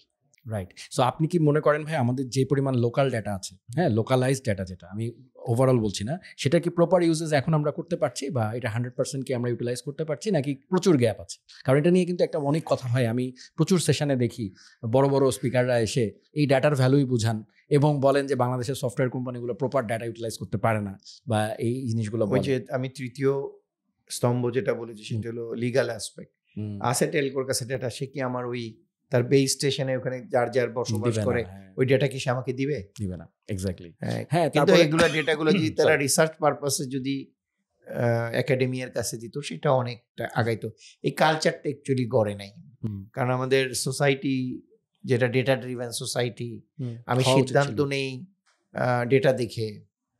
আমার অবাক লাগে, সোহরাওয়ার্দী হাসপাতালের সামনে একটা ওভারব্রিজ আছে, যে ওভারব্রিজে মানুষের কাঁধের সাথে কাঁধ লাগায় মানুষ রাস্তা পার হচ্ছে, এত কষ্ট করে মানুষ রাস্তা পার, সব রোগী মানুষ। আর এই একই শহরে 300 ফিটে 4টা ওভারব্রিজ আছে, যেখানে উপর দিয়ে একটা লোক যায় না। এখান থেকে একটা ওভারব্রিজ ওখানে নিয়ে দিলে কি হইতো আজ পর্যন্ত আমি বুঝি না। এবং আপনি বলতে চাচ্ছেন যে যদি ডেটাটা তারা অ্যানালাইসিস করে ওই জায়গাটা বানাইতোই না, সে ওগুলো এই শহরের মধ্যে আইনা দিত। কি পরিমাণ কষ্ট করে মানুষ রাস্তাটা পার হয়। তো আমাদের যারা মাঝে মাঝে আমার মনে হয় আমাদের যারা দেশ চালায়, যারা ডিসিশন মেকিং আছে, তারা বোধহয় চোখ পকেটে নিয়ে ঘুরে তারা। অনেস্টলি, মানে যে জিনিসগুলো অবভিয়াস, যেগুলো আমাদের চোখে পড়ে, সেগুলো তাদের চোখে পড়ে না। রাস্তায় ধোয়া দিয়ে কত গাড়ি চলে যাচ্ছে, প্রত্যেকটা গাড়িতে ধোয়া, তাকে ধরবে না, আমারে ধরে জিজ্ঞেস করবে গাড়ির ইঞ্জিনের সিল আছে কি নাই। রাইট। তো এই যে জায়গাগুলো, এগুলো কে দেখবে? এগুলো তো দেখাবে ডাটা বলবে যে কি করা উচিত, কি ওর ম্যান্ডেটটাই ডেটা এইভাবে করে দিবে। তোমার পারফরমেন্স ইন্ডিকেটর হলে এগুলো ইম্পর্টেন্ট না। ওকে, তো ভাইয়া এই প্রবলেম তো আমরা দীর্ঘদিন ধরেই শুনে আসছি, যখন থেকে ইন্ডাস্ট্রিতে আছি সবাই ডেটার ভ্যালুটা বোঝে, কিন্তু ডেটাটাকে প্রপারলি ইউটিলাইজ করার দিকে আমরা আগাচ্ছি না। হ্যাঁ, তো বিভিন্ন ব্যারিয়ার আছে, যেমন আপনি কিছু বললেন, কিছু লিগাল অ্যাসপেক্টের কথা বললেন, ডেটা গভর্নেন্সের একটা ব্যাপার আছে। So who is the authority, হ্যাঁ, যার আসলে ইনিশিয়েটিভটা নেওয়া উচিত বা শুরুটা কিভাবে করবে আসলে? এটা হলো যে মন্ত্রণালয় এটা নিয়ে কাজ করতে চায়। আমি যে ট্রাফিক নিয়ে কাজ করতে চাই, আমি জানি ট্রাফিকের ডাটা কোথায় কোথায় আছে, ও তাদের কাছ থেকে নিব। I am government, I can take any data I want for public good. Right. কিন্তু যারা আমাদের ক্ষমতায় আছে তাদের কি আসলে এই চিন্তা আছে? I don't know that. যে তারা চিন্তা করে আছে এটা 500 কোটি টাকার প্রজেক্ট হবে না 5000 কোটি টাকার প্রজেক্ট হবে, সেটা হলো বড় ইম্পর্টেন্ট। মেট্রো রেলের কথা চিন্তা করো, মেট্রো রেলে আমি কোনোদিনও বুঝি না যে আমার আগারগাঁও স্টেশনের পরের স্টেশন যেটা, সেই স্টেশনটার আদৌ কোনো দরকার কখনো ছিল কিনা। পুরো স্টেশনে 2-3জন মানুষ উঠে এবং একটা স্টেশন করতে হয়তো 1,500-2,000 কোটি টাকা খরচ হয়েছে। সিমিলারলি ঢাকা ইউনিভার্সিটিতে একটা আছে, আর এদিকে শাহবাগেও একটা আছে। এই দুটার উপকারিতা কি? I am no idea. এটা মাঝামাঝি হলে পারতো, যে ডেটা ড্রিভেন হয়তো কোনোদিন এই জিনিস তারা বানাতে পারতো না। ওদের তারা ডেটাকে তো আর কেয়ার করে নাই কখনো, সবাই কেয়ার করছে প্রজেক্ট কত বড় হবে, এখানে ডেটার কোনো ভূমিকা নাই।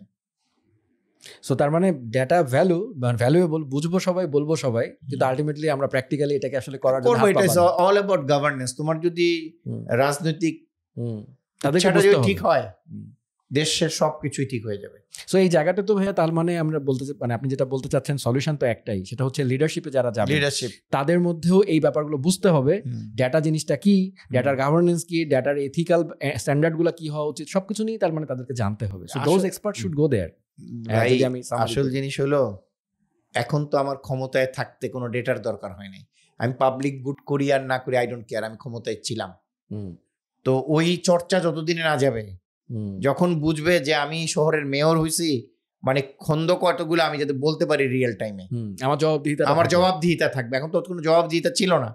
আই হোপ ভবিষ্যতে জবাবদিহিতা তৈরি, আমরা সেটাই প্রত্যাশা করি সবাই। সো ভাইয়া, আমরা একটু রিয়েলিটি চেকের দিকে যাই। যদিও আমি জানি না, আপনি খুব বেশি টেকনিক্যালে আমরা যেতে চাই না। সো আমি জাস্ট ওভারঅল যেটা বলতে চাই, এটা ডেফিনেটলি আপনার কাছে এই রিপোর্টটা আছে, যে আমি একটা স্ট্যাটিস্টিক্যাল ডাটা দেখছি যে আপনার গ্লোবাল কোম্পানিজগুলো লাইক ধরেন মেটা বলেন বা হচ্ছে নেটফ্লিক্স, স্ট্রাইপ, এরা মোটামুটি তাদের টেস্ট কাভারেজ, যেটা টেস্ট কেস লেখে তারা, এবং মোটামুটি তাদের কোড বেসে তারা বলে 100%ই তারা কাভার করে most of the cases. But বাংলাদেশে দেখা যাচ্ছে যে 80% টেস্ট কাভারেজ পাওয়া স্বপ্নের মতো, এবং অধিকাংশ মিড সাইজ কোম্পানি টেস্টিংই করে না। হ্যাঁ, সো এই টেস্টিংয়ের ভ্যালুটা আপনার কাছে কতটুকু, এবং অ্যাজ এ টেস্টার বর্তমান সময়ে, এআই এর এই সময়ে ক্যারিয়ার অপরচুনিটি আছে কিনা, কতটুকু আছে? টেস্টিং তো যে কোনো ভালো কোম্পানির জন্য টেস্টিং ইজ মোস্ট ইম্পর্টেন্ট। কারণ একটা টেস্ট প্রসেস ছাড়া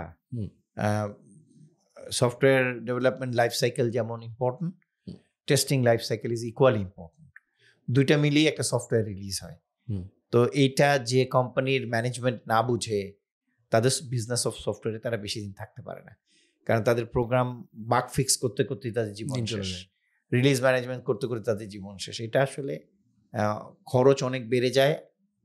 একটা টেস্ট করে আজকে যদি আমি বাগটা ফিক্স করি, ওইটার the cost of code is almost 40 to 50% lower than if that is tested later and found a bug. তো এই বোর্ডটা যাদের মধ্যে না আছে তারা তো এই শর্টকাটটা করবেই। হাউএভার এখন কিন্তু টেস্টিং কিউ এর প্রত্যেক সফটওয়্যার কোম্পানি কিউএ টেস্টিং এর লোক আছে এবং এটা ধীরে ধীরে অ্যাওয়্যার হচ্ছে এবং অনেকে যারা বাইরের কাজ যারা করে তাদের তো এই কালচারটা is very very strong. Exactly. এবং ভাইয়া আমি যতটুকু আমার নলেজে জানি যে বর্তমান সময়ে টেস্টিংয়ের যেসব অ্যাডভান্স টুলসগুলো এসছে, এআই এর যে ইন্টিগ্রেশন করে আপনি মোটামুটি টেস্ট কেস অলমোস্ট ডান করে দেয়, সেটা অলমোস্ট 80% কাভারেজ, যেটা স্বপ্নের কথা বলা হচ্ছে সেটা কিন্তু অলরেডি এখন করে দিচ্ছে আসলে। এবং টেস্ট কেস এমন একটা জিনিস যেটা A+B = C, like I will share some use cases, those use cases needs to B addressed এবং পয়েন্টগুলো লেখা থাকতে হবে। এটা এআই সুন্দর করে করতে পারছে। সো সেই জায়গা থেকে আমার সেকেন্ড কোশ্চেনটা যেটা আপনার কাছে ছিল যে বর্তমানে যারা ইয়াং লার্নার, অনেকেই প্রশ্ন করে আমাদেরকে যে ভাইয়া কিউএ টেস্টিং, হ্যাঁ আমার কি এদিকে যাওয়া উচিত হবে ক্যারিয়ারে? হ্যাঁ, আপনার এখানে আপনি কি সাজেশন দিবেন তাকে? এই যে সবাই তো সফটওয়্যার কোম্পানিতে কাজ করবে না, এইগুলা তো ব্যাংক, ইন্স্যুরেন্স, সবারই আইটি টিম আছে। সো ওরা যখন ইউএটি করবে they need a team who will be able to do testing. So career সবসময় সফটওয়্যার কোম্পানিতে হবে এমন কোনো কথা না। রাইট। তো কিউএ টেস্টিং করতে পারে এরকম লোকের ডিমান্ড কোনোদিনও কমবে না, বরঞ্চ বাড়বে। ভাইয়া আমার কাছে আরেকটা স্ট্যাটিস্টিক্যাল ডেটা আছে, সেটা হচ্ছে বাংলাদেশে everyday mobile financial service transaction 4200 crore টাকা। হ্যাঁ, তো এইখানে, এবং এটা হচ্ছে বেসড অন বাংলাদেশ ব্যাংকের রিপোর্ট অনুযায়ী, একটু এদিক ওদিক হতে পারে যদিও আপনি ডিসএগ্রি করতে পারেন অনেক পয়েন্টে, বাট এখানে যেটা হচ্ছে যে ভারতের যে ইউপিআই মডেল আছে, উই হ্যাভ সিন দ্যাট যে it's a successful project. There were BharatPe, হ্যান ত্যান অনেক প্রাইভেট ইউপিআই টাইপের সার্ভিস ছিল, সব কিছুকে তারা কাইন্ড অফ ইন্টিগ্রেট করে একটা সার্ভিস নিয়ে এসছে এবং দে আর ইউজিং দ্যাট এবং ইটস ভেরি সাকসেসফুল। বাংলাদেশে bKash is doing really good, we know that mobile financial সার্ভিসে। Nagad tried that same UPI model, but I think they ওই জায়গাটা যেতে পারে নাই। সো এইখানে আপনি কতটুকু বিকাশকে কতটুকু সাকসেসফুল বলতে পারবেন, মানে আপনার কাছে কতটুকু মনে হয়, এবং আর এখান থেকে বেটার কি করার অপশন আছে? লাইক ইউপিআইয়ের মতো ম্যাস স্কেলে, লাইক বিকাশও গেছে ম্যাস স্কেলে, বাট অপরচুনিটি আর আছে কিনা নতুন ফাইন্যান্সিয়াল সার্ভিস বা সিস্টেম ডেভেলপ করে নতুন কেউ আসতে পারে কিনা এখানে? অবশ্যই পারে। গ্যাপ আছে কিনা? গ্যাপ আছে, ইনোভেশনে ইমপ্রুভমেন্টের অনেক অপরচুনিটি আছে। ওকে, কস্ট অফ ডুইং বিজনেসে অনেক অপরচুনিটি আছে। এজেন্ট নেটওয়ার্ক যেভাবে করে আমরা চালাই সেটাতে সব জায়গায় দেয়ার আর ইমপ্রুভমেন্ট। ইয়াহু যখন মার্কেটে ছিল দেয়ার অলসো সার্চ ইঞ্জিন, কেউ ভাবছে গুগলের মতো Google will take over them, এটা কেউ কোনোদিন স্বপ্নেও ভাবে নাই। তো সিমিলারলি ফার্স্ট মুভার্স যেমন অ্যাডভান্টেজ থাকে, ডিসঅ্যাডভান্টেজও থাকে। তো আমি তো বলবো যে এটা এমএফএস or financial inclusion-এর যে এই গেমটা, এটা জাস্ট স্টার্টেড। ওকে, সো এই জায়গাতে ভাইয়া ডেটাসফট থেকে আপনাদের কোনো প্রোডাক্ট বা কোনো কিছু কি আছে যেটা হচ্ছে এই জায়গাটায় কন্ট্রিবিউট করছে বাংলাদেশের ফিনটেক ইকোসিস্টেমে? বা আমরা তো বিকাশের সঙ্গে প্রচুর প্রজেক্ট করি, ওদের সাথে অনেক লাইক পেমেন্ট গেটওয়েটার ইন্টিগ্রেশন, অনেক কিছু নিয়ে আমরা কাজ করি ওদের সাথে। আপনাদের একটা মাইক্রো ফাইন্যান্স প্রজেক্ট আছে, আমরা ওইটারও পেমেন্ট বিকাশ দিয়ে করা যায়, সেই ইন্টিগ্রেশন আমাদের আছে। তো আমরা ইনোভেটিভ অনেক, সবাই তো আর ওইভাবে ওয়েল ফান্ডেড না। এরকম একটা প্রোডাক্টের জন্য ইউনিট $500 million ইনভেস্টমেন্ট। তো সবার তোর ইচ্ছা, ভ্যালু চেইনে আমি একজন এক জায়গায় থাকতে চাই। তো আমি আমার ভ্যালু চেইন হলো I want to be a software technology company who will be operating in few niche products. আমরা ওইখানে আছি আর কি। ওকে, আপাতত আমরা এখানেই। আচ্ছা, এবং বাংলাদেশ থেকে আপনারা বাইরের কোম্পানির জন্য তো ফিনটেক সলিউশনস প্রোভাইড করেন? হ্যাঁ, অনেকগুলো করেছি। ওকে, পারফেক্ট। সো ভাইয়া, যারা হচ্ছে ফিনটেক ক্যাটাগরিতে কাজ করতে চায়, হ্যাঁ, তাদের জন্য আপনি যদি 2টা লাইন বলেন আর কি, যে ক্যারিয়ার তৈরি করতে চাই এই জায়গাটায়, যে আমি ফিনটেক সলিউশন নিয়ে কাজ করব। হ্যাঁ, লাইক ধরেন ফর এক্সাম্পল একটা সময় ব্লকচেন নিয়ে প্রচুর কথা হয়েছে, জানি না আপনার ব্লকচেন সম্পর্কে ধারণা কি আছে, মানে আপনি কতটুকু এটাকে পজিটিভলি দেখেন বা দেখেন কিনা। অলসো এই জায়গাগুলোতে আপনার কি মনে হয় যে বাংলাদেশে যে ছেলেটা আছে তার ফিনটেক নিয়ে যদি জাস্ট ফিনটেক ক্যাটাগরিতেই কাজ করতে চায়, তাহলে তার এটা কি অ্যাজ অ্যান এন্টারপ্রেনার না অ্যাজ এ লার্নার সে শুরু করবে, সে পরবর্তীতে ফিনটেক ইন্ডাস্ট্রি যেটা আছে সেখানে কন্ট্রিবিউট করবে? এখন ফিনটেক ইন্ডাস্ট্রিতে কন্ট্রিবিউশনের তো অনেকগুলো টেকনিক্যাল কন্ট্রিবিউশনে তো এখানেও অনেক ভয়েড এরিয়া আছে যেখানে এখনো কাজ হয় নাই, কাজ করা যাইতে পারে। যেমন রিস্ক ম্যানেজমেন্টে অনেক রকম কাজ করা যাইতে পারে, তারপরে ফিনটেক প্রোডাক্ট মার্কেটিং এ অনেক কাজ করার স্কোপ আছে, তারপরে ফিনটেকে প্রসেস ইমপ্রুভমেন্টের অনেক কাজ করার আছে। So still there are lot of areas where people can work in ফিনটেকের টেক পার্টটাতে। একটা ধারণা, কেন ভাই প্রশ্নটা করলাম, একটা ধারণা আছে সবার মধ্যে, আমি আমার লার্নারদের মধ্যে দেখেছি, ভাই ফিনটেকে কাজ করতে চাই, বুঝে টুঝে না আর কি, মানে ওভারঅল জানে না, ভাই ফিনটেকে কাজ করতে চাই কারণ ফিনটেকে অনেক টাকা, কারণ ওই টেক থেকে টাকা আসে আর কি, মানে ফিন আছে। হ্যাঁ, সো এই যে একটা ফার্স্ট কিকটা তো ভাই এভাবেই আসে। লাইক আমার ছোটবেলায় মনে হয়েছিল আমি ট্রাফিক পুলিশ হবো। কেন মনে হয়েছিল? কারণ আমি রিক্সা দিয়ে যখন যাইতাম দেখতাম যে ও আঙুল দিলে 10টা গাড়ি থেমে যায়। সো সবার কিন্তু ভাই একটা লাগে, কিক লাগে, যেটা তাকে কিক করে। টাকা হচ্ছে সেই পয়েন্টটা যেটা কিক করে মানুষকে ক্যারিয়ারের ক্ষেত্রে। তো সেই জায়গাটা না, তারা আমাদেরকে একটা জেনারেল প্রশ্ন করে, ভাই আমি ফিনটেক নিয়ে কাজ করতে চাই। হ্যাঁ, আমি উত্তরটা তাকে কেমনি দিব ভাই? That was my question actually, যে ভাই আপনি এরকম কাউকে যদি আপনাকে ধরে বসে যে মানজুর ভাই বলেন যে আমি ফিনটেকে কাজ করতে চাই, আপনি তো অনেক ফিনটেকে কাজ করছেন, কি করা উচিত আমার? হ্যাঁ, মানুষ তো এমনি জানতে চায় ভাই। হ্যাঁ, মানে সবাই তো এক্সপার্ট হয় না। আমি আসলে ওই অ্যাঙ্গেল থেকে আপনাকে প্রশ্নটা করেছিলাম। এটা একটা আসলে বেসিক্যালি একটা বেহুদা প্রশ্ন। এই প্রশ্নের আসলে কোনো বেসিস নাই। এই যে ভাই আপনি না আমাদের থেকে অনেক এই কারণে ব্লেসড, কারণ হচ্ছে আপনি বলতে পারেন এটা বেহুদা প্রশ্ন, বাট আমরা আমাদের জায়গা থেকে আবার বলতে পারি না, কারণ তখন লার্নার বলবে তুমি বেটা অনেক বেশি তোমার ভাব হয়ে গেছে আর কি। তো এই জন্য আমাদেরকে আবার সুগার কোট করতে হয়। বেহুদা প্রশ্ন, রিজন বিং, আমি যদি এখন বলি আমি অ্যাগ্রোটেকে কাজ করতে চাই, আসলে তো আমি টেকনোলজির লোক, আমার নলেজটাকে আমি এখন এগ্রিকালচারে কাজে লাগাইতে চাই। এগ্রিকালচারে আমি কাজে লাগাইতে হলে আমার এগ্রিকালচারের একজন লোক লাগবে, কারণ আমি তো এগ্রিকালচারিস্ট না। তো আমি আবার একজন এগ্রিকালচারিস্ট মিলে এগ্রিকালচারে একটা প্রবলেম আছে যেটা আমি সলভ করতে পারি, যেটাতে টাকা আছে। ফিনটেকে আমি এবং একজন ফাইন্যান্সের লোক মিলে যদি কোনো একটা টেকনোলজি আনি বাজারে, I am sure there are demand. Right, কিন্তু আমি একা ফিনটেক করবো, টেকনোলজি বেহুদা প্রশ্ন হয়ে যায়, একদমই বেহুদা। হ্যাঁ, কারণ ওই যে পুরাটা জানে না মানুষ। আমি এই কারণেই আপনার মুখ থেকে জিনিসটা বের করে নিয়ে আসলাম, যে কারণ হচ্ছে যে আমরা এই একটা জিনিস বুঝতে পারি না যে টেক যেখানেই আছে সবার কিন্তু ফাউন্ডেশন ওই programming. At the end of the day you will have to make a software. এখন সেই সফটওয়্যারটার ইমপ্লিমেন্টেশন কোথায় হবে? সেটা ফিনটেক, সেটা যদি ফাইন্যান্সিয়াল ইন্ডাস্ট্রিতে হয় তখন সেটার নাম ফিনটেক। আমি যেমন মার্কেটিং প্রোডাক্ট টুলস বানাই, সেটা হচ্ছে মার্টেক। কিন্তু ভাই টোটালি মানে ট্রুলি স্পিকিং, যারা জেনারেল ব্যাকগ্রাউন্ডের মানুষজন এটা বুঝতে চায় না। তারা মনে করে, ধরেন ফর এক্সাম্পল আমরা বাংলাদেশে এরকম পাই ভাইয়া, অনেক কোম্পানিতে গেছি, আমি হয়তো প্রচুর মার্কেটিং সলিউশন নিয়ে কাজ করেছি, আমার বিগ প্রোডাক্ট আছে, অ্যাক্টিভেশন ম্যানেজমেন্ট সিস্টেম আছে, ধরেন সেলস অটোমেশন সিস্টেম আছে, কিন্তু আপনি যখন বলছেন যে আমি মাইক্রোফাইন্যান্স নিয়ে কাজ করব, তখন বলছে আপনাদের তো মাইক্রোফাইন্যান্স নাই। হ্যাঁ, তার মানে you are not compatible. So এই যে কোর জায়গাটা তো আছে ভাই। At the end of the day আপনি যেটা বললেন, একজন মাইক্রোফাইন্যান্স এক্সপার্টকে আমার অনবোর্ড করতে হবে, হু নোজ দ্য প্রসেস, এবং সে হচ্ছে ওই জিনিসটা আমাকে বুঝাই দিবে, আমি তখন ওটাকে সফটওয়্যারাইজ করব। That is the thing. Exactly ভাইয়া। এবার হচ্ছে মোটামুটি আমরা একটা কালচারাল অডিট সেকশন আছে আমাদের, সেই মানে কোডিং কালচারাল অডিট। তো সেই জায়গাটাতে যেই দুর্বল পয়েন্টগুলো বাংলাদেশের আর কি, যেই জায়গাটা আসলে আমাদেরকে চেপে ধরে রাখছে, যেটা আমাদেরকে অন্য দেশের সফটওয়্যার ইঞ্জিনিয়ারদের থেকে, যখনই আমি কোনো বাইরের ইন্টারভিউতে যাই, যখন আমি দেখি যে একজন স্টার্ট আপ ফাউন্ডার, হ্যাঁ, is a tech start up founder, নিজেই নিজের কোম্পানি খুলে প্রোডাক্ট বানায় শুরু করছে, বাট তারা যে অ্যাডভান্সড, তাদের যে কোড কোয়ালিটি, তারা ডেটা স্ট্রাকচারে সাউন্ড, হ্যাঁ, তারা হচ্ছে আপনার ডকুমেন্টেড, তাদের কোড ডকুমেন্টেড, ওয়েল ডকুমেন্টেড। যখন এই চেকলিস্টগুলো আমি দেখি, তখন আমাদের যারা কোডিং করছে বা আমাদের ইয়াংরা যারা আছে, ডকুমেন্টেশনের ধার ধারে না কেউ। আমি আজ পর্যন্ত লার্নিং করাই, আমি যখন একটা ডকুমেন্টেশন খুলে পড়াই, ডকুমেন্টেশন পড়তে চায় না ভাইয়া।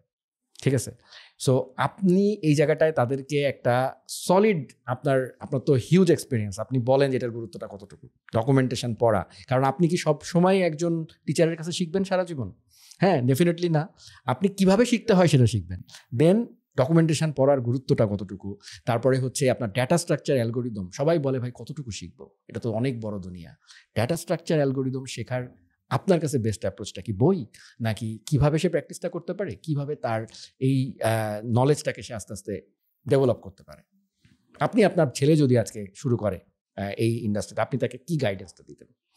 না, আমি তাকে ক্লাসিক্যাল ডেটা স্ট্রাকচারের যে সমস্ত এলিমেন্টস আছে সেগুলা তো তার পড়তেই হবে, এবং সেগুলো কি করে ইউসেস কিভাবে ব্যবহার করা হয় সেগুলো করা, সেটা বেস মনে করো আমি একটা লিঙ্ক লিস্ট বানাইলাম, সেই লিঙ্ক লিস্ট কিভাবে কাজ করে, অ্যাকচুয়ালি প্রোগ্রামিং করে মেমোরি স্ট্যাকে দেখা যে আমার লিঙ্ক লিস্টটা কাজ করছে কিনা, ওই এক্সারসাইজগুলো আমি তাকে দিয়ে অবশ্যই করাবো। তাহলে একটা মানুষ ম্যান মেশিনের যে ইন্টারাকশনটা কেমনে হয় থ্রু এ কোড, এটা সে দ্রব্য দৃষ্টিতে দেখতে পায়, ভিজুয়ালাইজ করতে পারে। একজন নিজেকে যখন কম্পিউটার সায়েন্টিস্ট বলে, ইঞ্জিনিয়ার বলে, তার কিন্তু এই জ্ঞানগুলো তার থাকতে হবে যে তার হাতে given resources, how are this resources used, এবং সেটাকে সে অপটিমাইজ কেমনে করতে পারে। এটা তো একটা তাদের কোর শিক্ষার বোধের একটা হওয়া উচিত বলে আমি মনে করি। রাইট, কিন্তু হ্যাঁ সমস্যা যেটা হয় যে ডাটা স্ট্রাকচার অ্যালগরিদমের ব্যাপারটা হচ্ছে এটা না প্র্যাকটিক্যাল ইমপ্লিমেন্টেশনটা দেখা যায় না খুব একটা। হ্যাঁ, এটা প্র্যাকটিক্যাল ইমপ্লিমেন্টেশনের তো অনেকগুলো তরিকা আছে, এগুলো যারা শিখায় তারা এগুলা হয়তো এখন শিখায় না। আমরা যখন শিখেছি আমাদেরকে এগুলা করতে হয়েছে নিজেরাই। আমি একটা পয়েন্টার যখন ইমপ্লিমেন্ট করেছি, পয়েন্টার প্রমাণ করার জন্য একটা ছোট কোড লিখতে হয়েছে, দেখাইতে হয়েছে যে আমার এই পয়েন্টারের এই ভ্যালু, এই রেফারেন্স কোথায় আছে, মেমোরিতে কোথায় সে থাকতেছে, ভ্যালু কোথায় থাকতেছে, পয়েন্টার পয়েন্টিং টু ওয়্যার, এটা মেমোরি অ্যাড্রেসে পয়েন্ট করতে গেলে হোয়াট ইজ দ্য অ্যাড্রেস, সেই অ্যাড্রেসের সাথে করসপন্ডিং অ্যাড্রেস ঠিক আছে কিনা। এই জিনিসগুলো তো সেখানে টিচারের ভূমিকাটা খুব ইম্পর্টেন্ট আর কি, বা কন্টেন্টের ভূমিকা খুব ইম্পর্টেন্ট, যেহেতু এখন মানুষ ডিজিটাল কন্টেন্টে অভ্যস্ত। সো ডেটা স্ট্রাকচার বোঝাতে গেলেই আসলে অ্যানিমেশন লাগবে, এটা লাগবে, ওটা লাগবে। না, ওগুলোরও বেশ কিছু মেটেরিয়াল আছে, কেউ যদি ওদিকে আগ্রহ থাকে তারা অবশ্যই। হ্যাঁ, এই জায়গাটা থেকে আমি একটা পেইন পয়েন্ট বলবো, যেটা একদম র পেইন পয়েন্ট। সেটা হচ্ছে আপনি যেটা বললেন অনেক ম্যাটেরিয়াল আছে, those are all English materials. আমাদের বাংলাদেশের একটা বড় সমস্যা হচ্ছে ইংরেজি বোঝে না।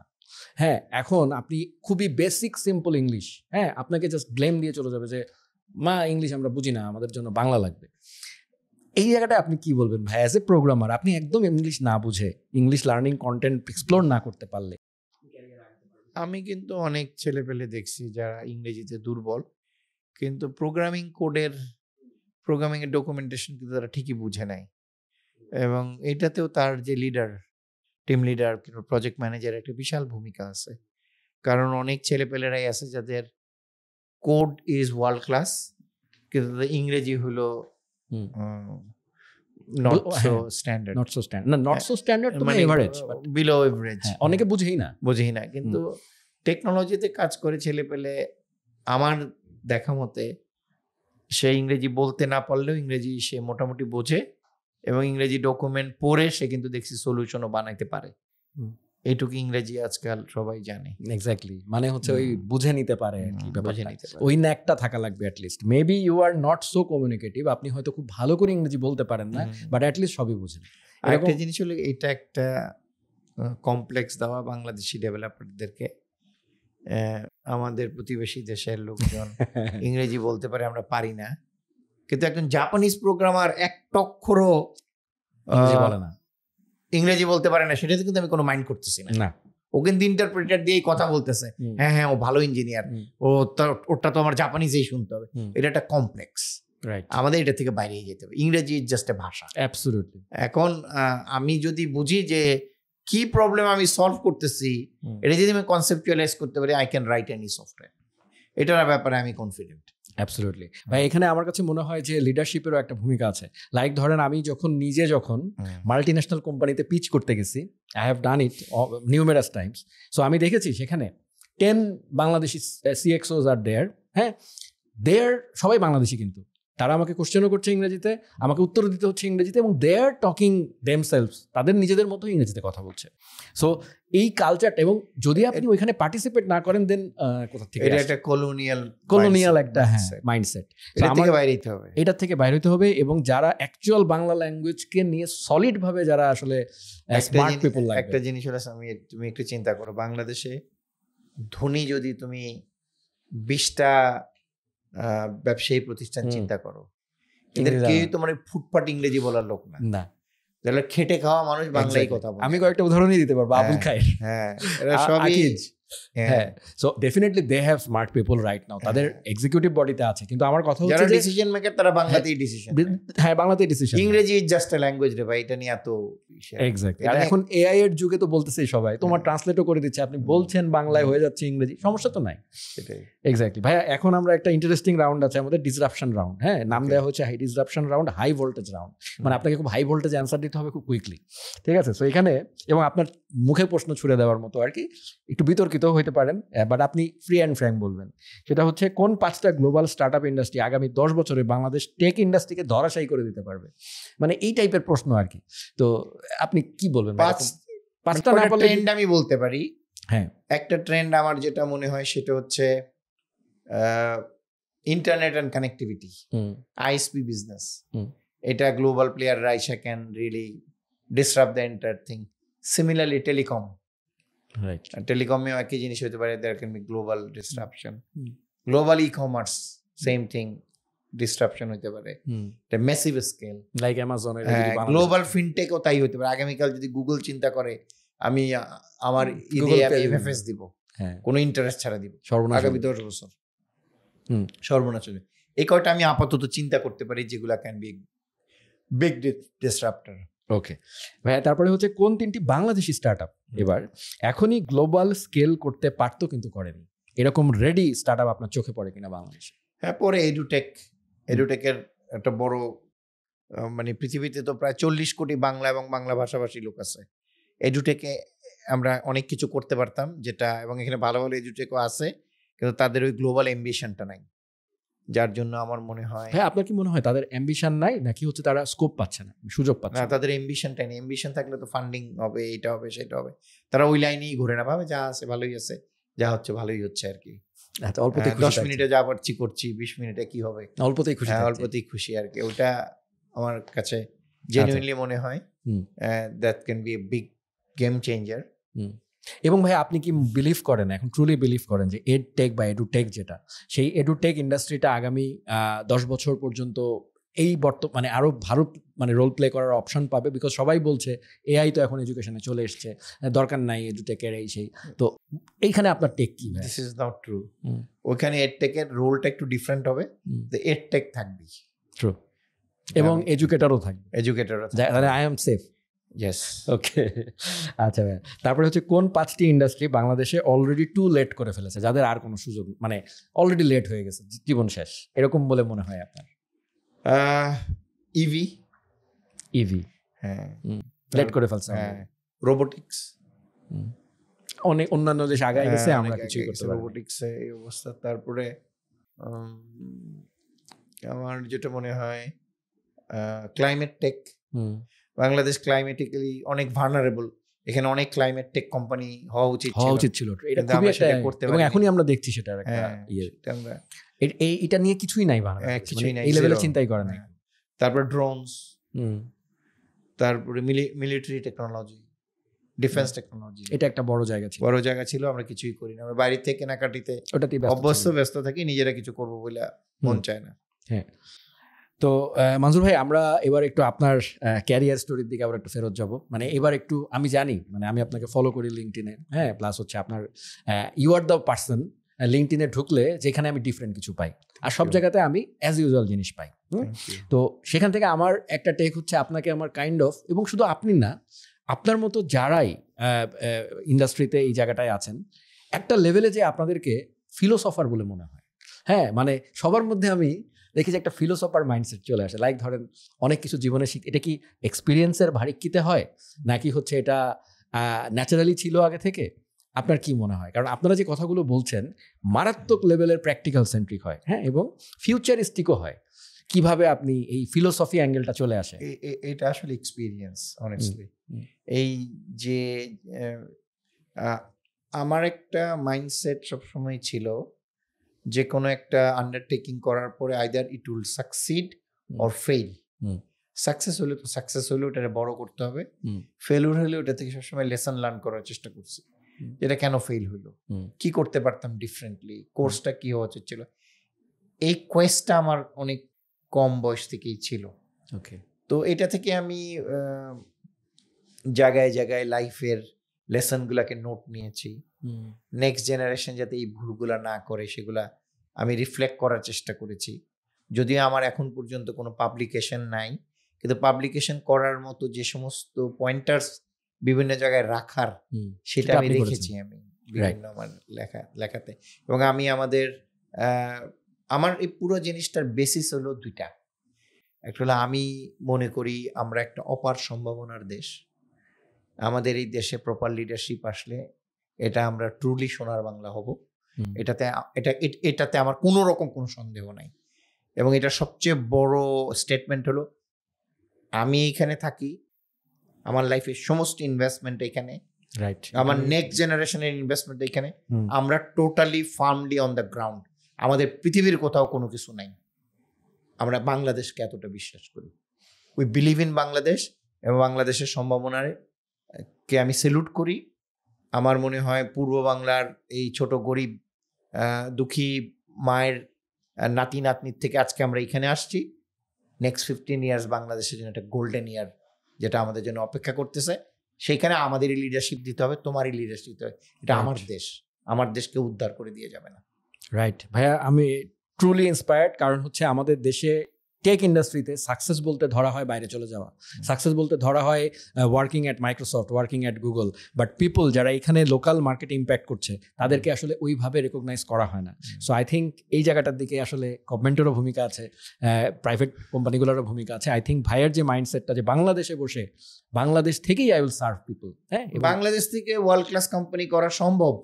We are an example of that, right? বাংলাদেশের থেকে we are a Bangladesh-based multinational company.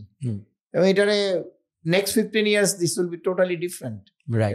যদি সবকিছু ঠিক থাকে, প্রপার সবকিছু আমরা পরিবেশ পাই, সবকিছু থাকতে হবে, আমি তুমি মিলে সবকিছু ঠিক রাখা। রাইট। এবং এটা সব আমার তো শেষ বিন্দু দিয়ে আমি এটা চেষ্টা করব।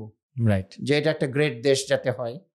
কারণ আমি নিজের লাইফ তো বেট করছি তা না, আমার ছেলে নাতি সবার লাইফে আমি এই দেশে বেট করেছি। অতএব আমাদের যে propensity for this to succeed এটা অনেকের থেকে অনেক হায়ার। আমাদের কোনো পলায়নপুর কোনো মানসিকতা নেই, আমরা এই দেশের সন্তান, এখানেই থাকবো। অ্যামেজিং ভাইয়া, স্যালুট ফর দিস। এবং আমি এই জায়গা থেকে আপনাকে একটা কথা বলবো যে আপনি স্টাডি করেছেন বাইরে, আপনি জাপান, কোরিয়া এবং ইউরোপে আপনি কাজ করার শকিং কিছু এক্সপিরিয়েন্সও আছে আপনার। যদি if you want to share, হ্যাঁ, যে কেন আপনি এই জায়গাগুলোতে শকিং এক্সপিরিয়েন্স মনে করেন এবং ওয়াই বাংলাদেশ ইজ লাইক এখন আপনি এনজয় করছেন। I am sure you are enjoying your work, otherwise you are not here. So আপনি একটু বলবেন যেন অন্য বাংলাদেশি যারা আছে যে হ্যাঁ বাংলাদেশে কাজ করে এনজয় করা চায়, they will feel that. I mean এইখানের কলিগরা তো অসাধারণ। বাংলাদেশের মানুষদেরকে যদি কোনো একটা চ্যালেঞ্জ ছুড়ে দেওয়া হয়, কোনোদিন কোনো চ্যালেঞ্জে তারা হেরেছে আমি দেখি নাই। আমার এই এত বছরের কেরিয়ার লাইফে, আমার এন্টারপ্রেনার হিসাবে অলমোস্ট 25-30 বছর, আমি দেখি নাই যে people had given up and failed in that. ওই কামড় দেওয়ার এটা আমাদের মধ্যে অনেক হাই। এক দ্বিতীয় জিনিস, এখানে যে আন্তরিকতা, এখানে যে মানুষের জন্য মানুষের দরদ, মমত্ব, এটা আমি কোথাও দেখি নাই আর কি। পাড়ার পৃথিবীর কোথাও নাই এটা। আসলে আমরাও 80-82টা দেশে গেছি, অনেকগুলো কালচারকে খুবই কাছ থেকে দেখেছি। সত্যিকারভাবে আমার দেশের যে কোয়ালিটিগুলা, এই কোয়ালিটিগুলো আমরা চর্চা করি না, আমাদের কোয়ালিটি আমরা কথা বলি না। আমাদের একদল লোকই আছে, তাদের প্রথম কথা আরে ভাই বললেন না, শুরু করে নেগেটিভ দিয়ে, তারা কোনো কিছুর পজিটিভ দেখে না। এটা একটা অসাধারণ দেশ, মানুষ অসাধারণ এই দেশের। আমাদের সম্ভাবনাটাকে মানুষ যত কিছুই করুক, কেউ এটাকে আসলে দমায় রাখতে পারবে না। আমি এটাতে আই বিলিভ ইন দিস। এবং ভাইয়া এখান থেকে আমি একটা লেসনই সবাইকে নিতে বলবো, সেটা হচ্ছে ভাইয়া যে কথাটা বললেন, প্রমোট পজিটিভিটি এবং নেগেটিভিটিটাকে পিছন দিকেই রাখি, বিকজ ইটস আওয়ার কান্ট্রি। কোনো সোসাইটি নেই যেখানে নেগেটিভিটি নাই, এমন কোনো সোসাইটি নেই যেখানে। অথচ ওদের সম্পর্কে লেখা হয়, ভাই তোমরা ইকিগাই কতজন শুনছো? আমি শুনেছি। যে দেশ ইকিগাই প্রমোট করে, পৃথিবীর মধ্যে সবচেয়ে বেশি সুইসাইড রেট হলো সেই দেশে। কিন্তু দেখো ওরা কি সুন্দর করে কোডিং করে ইকিগাই খাওয়াই দিয়েছে পুরো পৃথিবীকে। এবং বই পর্যন্ত বই আছে, এটা আছে, ব্র্যান্ডিং করছে, সবই আছে।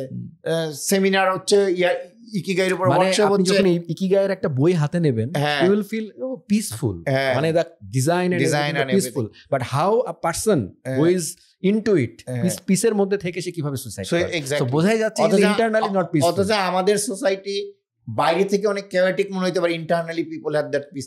ঘরে গেলে সে শান্তিটা খুঁজে পায়। রাইট। হয়তো সে একটা তরকারি দিয়ে ভাত খাচ্ছে, কিন্তু শান্তিটা, ওই যে আমাদের সেন্স অফ কন্টেন্টমেন্ট, এটা আমাদের মধ্যে অনেক হাই। রাইট রাইট ভাইয়া, খুবই খুবই মানে কি বলবো, এই জায়গাটা আশা করি সবাই খুব সবাইকে স্ট্রাইক করবে, এবং দেশে থাকার ব্যাপারে আমাদের ট্যালেন্টের যে দেশে থাকা উচিত, দেশকে দেওয়া উচিত, এই মাইন্ডসেটটা তৈরি করবে। থ্যাংক ইউ সো মাচ ভাই এটার জন্য। আর ইন্টারেস্টিং কিছু প্রশ্ন ভাইয়া ছোট ছোট আছে, যেমন জাস্ট আপনি 2 লাইনে বলে দিলেই চলবে, আপনার মনে না পড়লে আপনি বলবেন মনে পড়ছে না। সেটা হচ্ছে, এমন কোনো কোডিং মিস্টেক আপনার কোম্পানিতে হয়েছে কখনো? হয়েছেই তো ডেফিনেটলি, যেটা আপনার টিমকে 2 রাত ঘুমাতে দেয় নাই, আপনার অফিসে রাখতে, এরকম অসংখ্য হয়েছে, বাট এখনো মাথায় মনে বাজে বা হাসি লাগে যে এটা করছিলাম। এরকম অনেক ইনসিডেন্ট আছে, এটা সব টেক কোম্পানিতেই আছে। একটা কি শেয়ার করা যায় ভাই? এটা একটু public. Okay okay okay, but আছে আর কি, এটা আছে। ওকে ভাইয়া, সবাই একটা কমন কথা বলে যে হচ্ছে বাংলাদেশে টেকের অনেক ফিউচার আছে, সবাই কিন্তু বলে, দেখবেন কাজ করে নিজে বাইরে, চান্স পায় মাঝে মাঝে বাংলাদেশে আসে, এবং বাংলাদেশে এসে 2টা সেমিনার অ্যাটেন্ড করে বলে যে বাংলাদেশে অনেক ভবিষ্যৎ দেখতে পাই আমি, এই বলে ওই সেশন থেকে বের হয়ে প্লেন ধরে আবার বাইরে চলতে। সো আমার প্রশ্নটা হচ্ছে যে আমরা কতদিন এই চক্করের মধ্যে থাকবো? বেশি দিন থাকবো না। কেন, আপনি হোপটা কোথায় দেখতে পাচ্ছেন? আমি অনেককে এখন ফেরত আসতে দেখছি, আমি অনেকের এখানে বাংলাদেশে তারা অনেকেই তাদের বুঝতে পারছে যে ওখানের তো একটা লিমিটেশন আছে। 60 বছর বয়সে যায় যদি বরফ ঠেলতে হয়, কারো ভালো লাগে না। এক্স্যাক্টলি ভাই, এই পয়েন্টটাই, ওই জায়গাটা এখন অনেক রিয়েলাইজ করে। মানে এখন মানে অনেকেই ফেরত আসছে, অনেকে ফেরত আসার চেষ্টা করছে। তো এই ফেরত আসার চেষ্টাটা কি ভাই শুধু এই শেষ বয়সে গিয়ে রিয়েলাইজ হয় না? অনেকের আগে রিয়েলাইজ হয়, অনেক আগে। ওরকম এনাবেলিং পরিবেশ আমাদের তৈরি করে।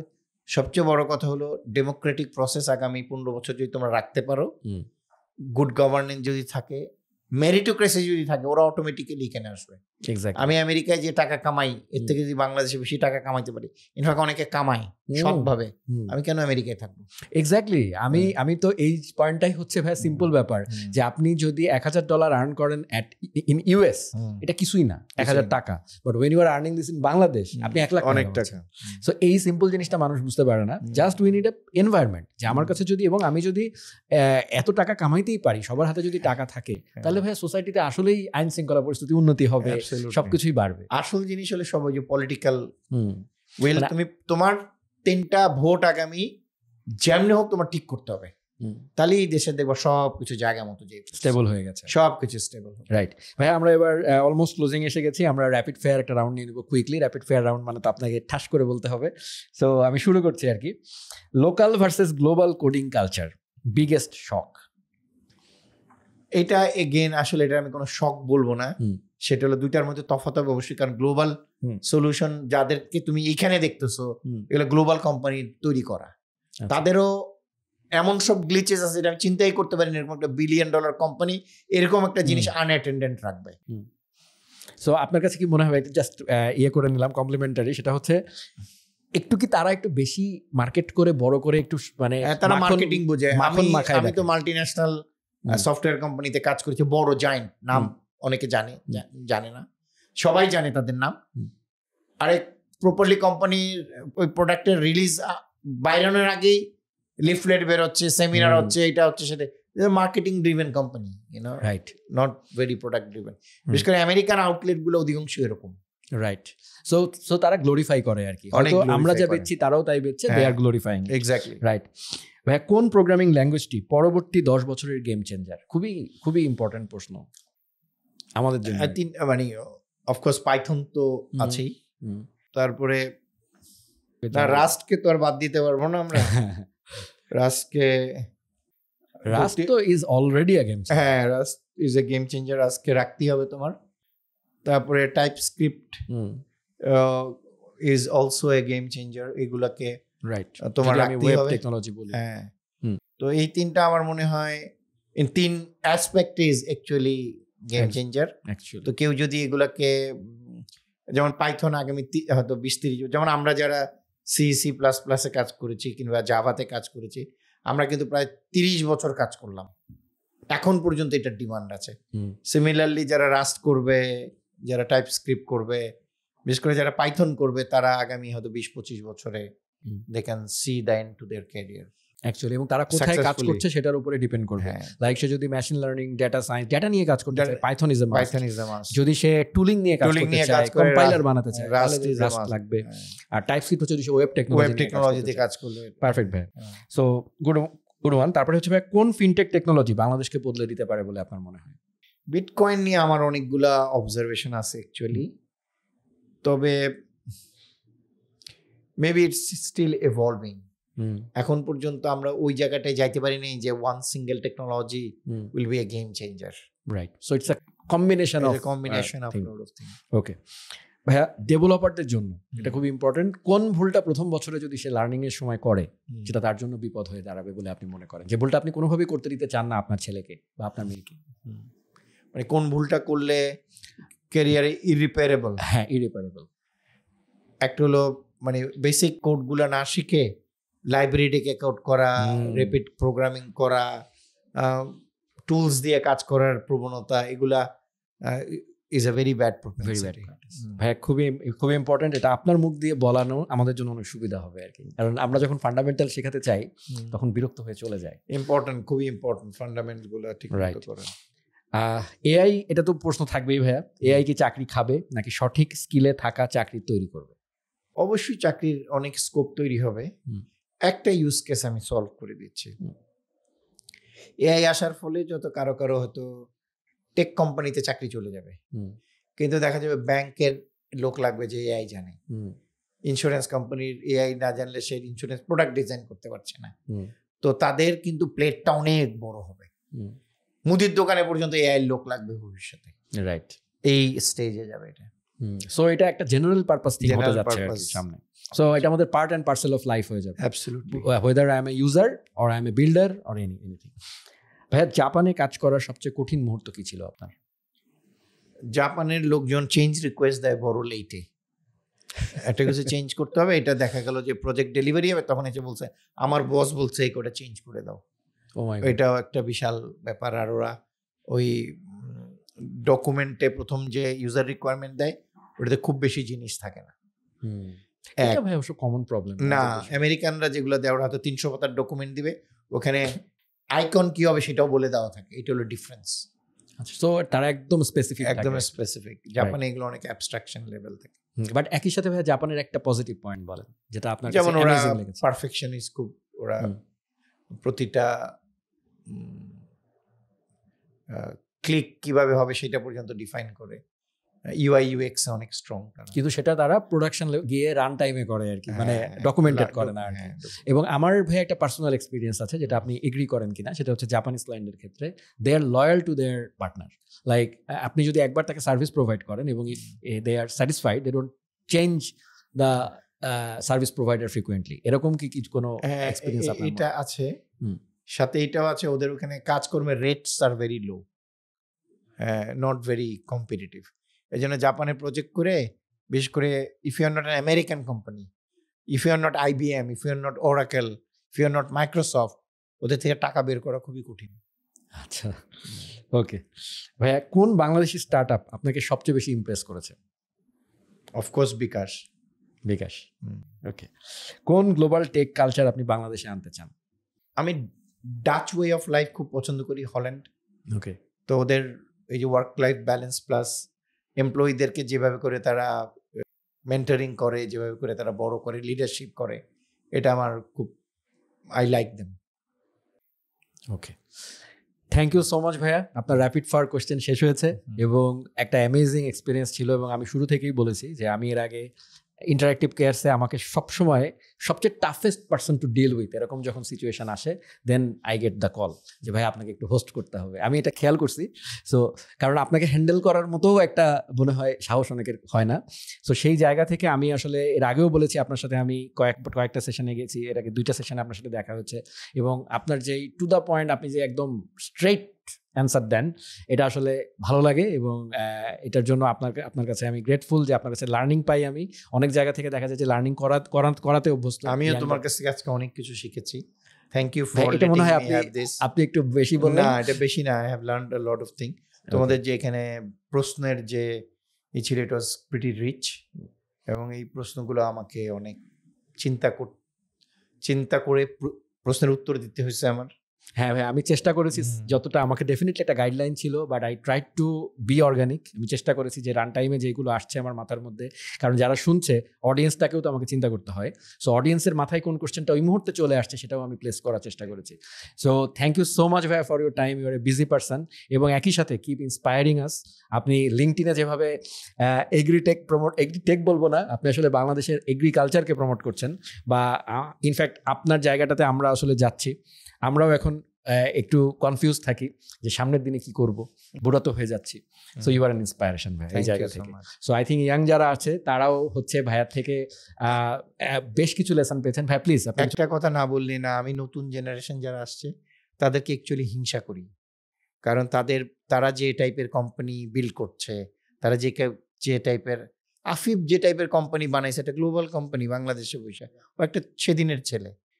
তো I really admire this generation. তো ওদের প্রতি আমার অনেক আশা, এবং বাংলাদেশ অ্যাকচুয়ালি ওদের দিকে তাকায়, এবং আমাদের দিক থেকে যা কিছু করার আমরা তো ওদের জন্য করবই। তবে ওরা আমাকে অনেক আশান্বিত করে সবসময়। আই ফিল ইন্সপায়ার্ড এই জেনারেশনকে দেখে। থ্যাংক ইউ সো মাচ ভাইয়া। তো আমরা আজকের যে সেশনটা আমরা করলাম সেখানে ভাইয়ার কাছ থেকে আমরা বাংলাদেশের কারেন্ট কনটেক্সটে সবচেয়ে বড় যে ভ্যালুয়েবল ইনসাইটটা পেলাম সেটা হচ্ছে দেশেই আমাদের জন্য যে একটা অপরচুনিটি আছে, বাংলাদেশ মার্কেটে থেকেই যে গ্লোবাল কোম্পানি করা যায় সেটার একটা লিভিং লেজেন্ড একজন এক্সাম্পল হচ্ছেন ভাইয়া। এবং এরকম শুধু ভাইয়া একা নয়, বাংলাদেশে আরও অনেক কোম্পানি আছে যারা আসলে গ্লোবাল লেভেলে সেই লেভেলেই কাজ করছে। সো আমরা দেশে থেকে দেশের যে আমাদের যে মেধা আছে সেটাকে আমরা ম্যাক্সিমাইজ করার চেষ্টা করব। আমাদের যে ইনফ্রাস্ট্রাকচার আছে সেই ইনফ্রাস্ট্রাকচার, যারা আজকের এই পডকাস্ট শুনবেন ডেফিনেটলি এখানে মানজুর ভাই যেহেতু আছেন, শুধুমাত্র লার্নাররা নাই, এখানে অনেক অন্টারপ্রেনার হয়তো দেখবেন এই শোটা। সো আপনাদের কাছেও রিকোয়েস্ট থাকবে যে ভাইয়া যে টেকগুলো দিয়েছেন আমাদেরকে সেগুলো আমরা আমাদের কালচারে নিয়ে আসবো। আমাদের কোম্পানি কালচার বলেন যে not just building business for yourself, আমাদের মাইন্ডসেটটা হওয়া উচিত যে we are building the new Bangladesh. So thank you everyone for watching this podcast, এবং থ্যাংক ইউ ভাইয়া এগেইন। দেখা হবে আবার কোনো পডকাস্টে। Till then, bye by.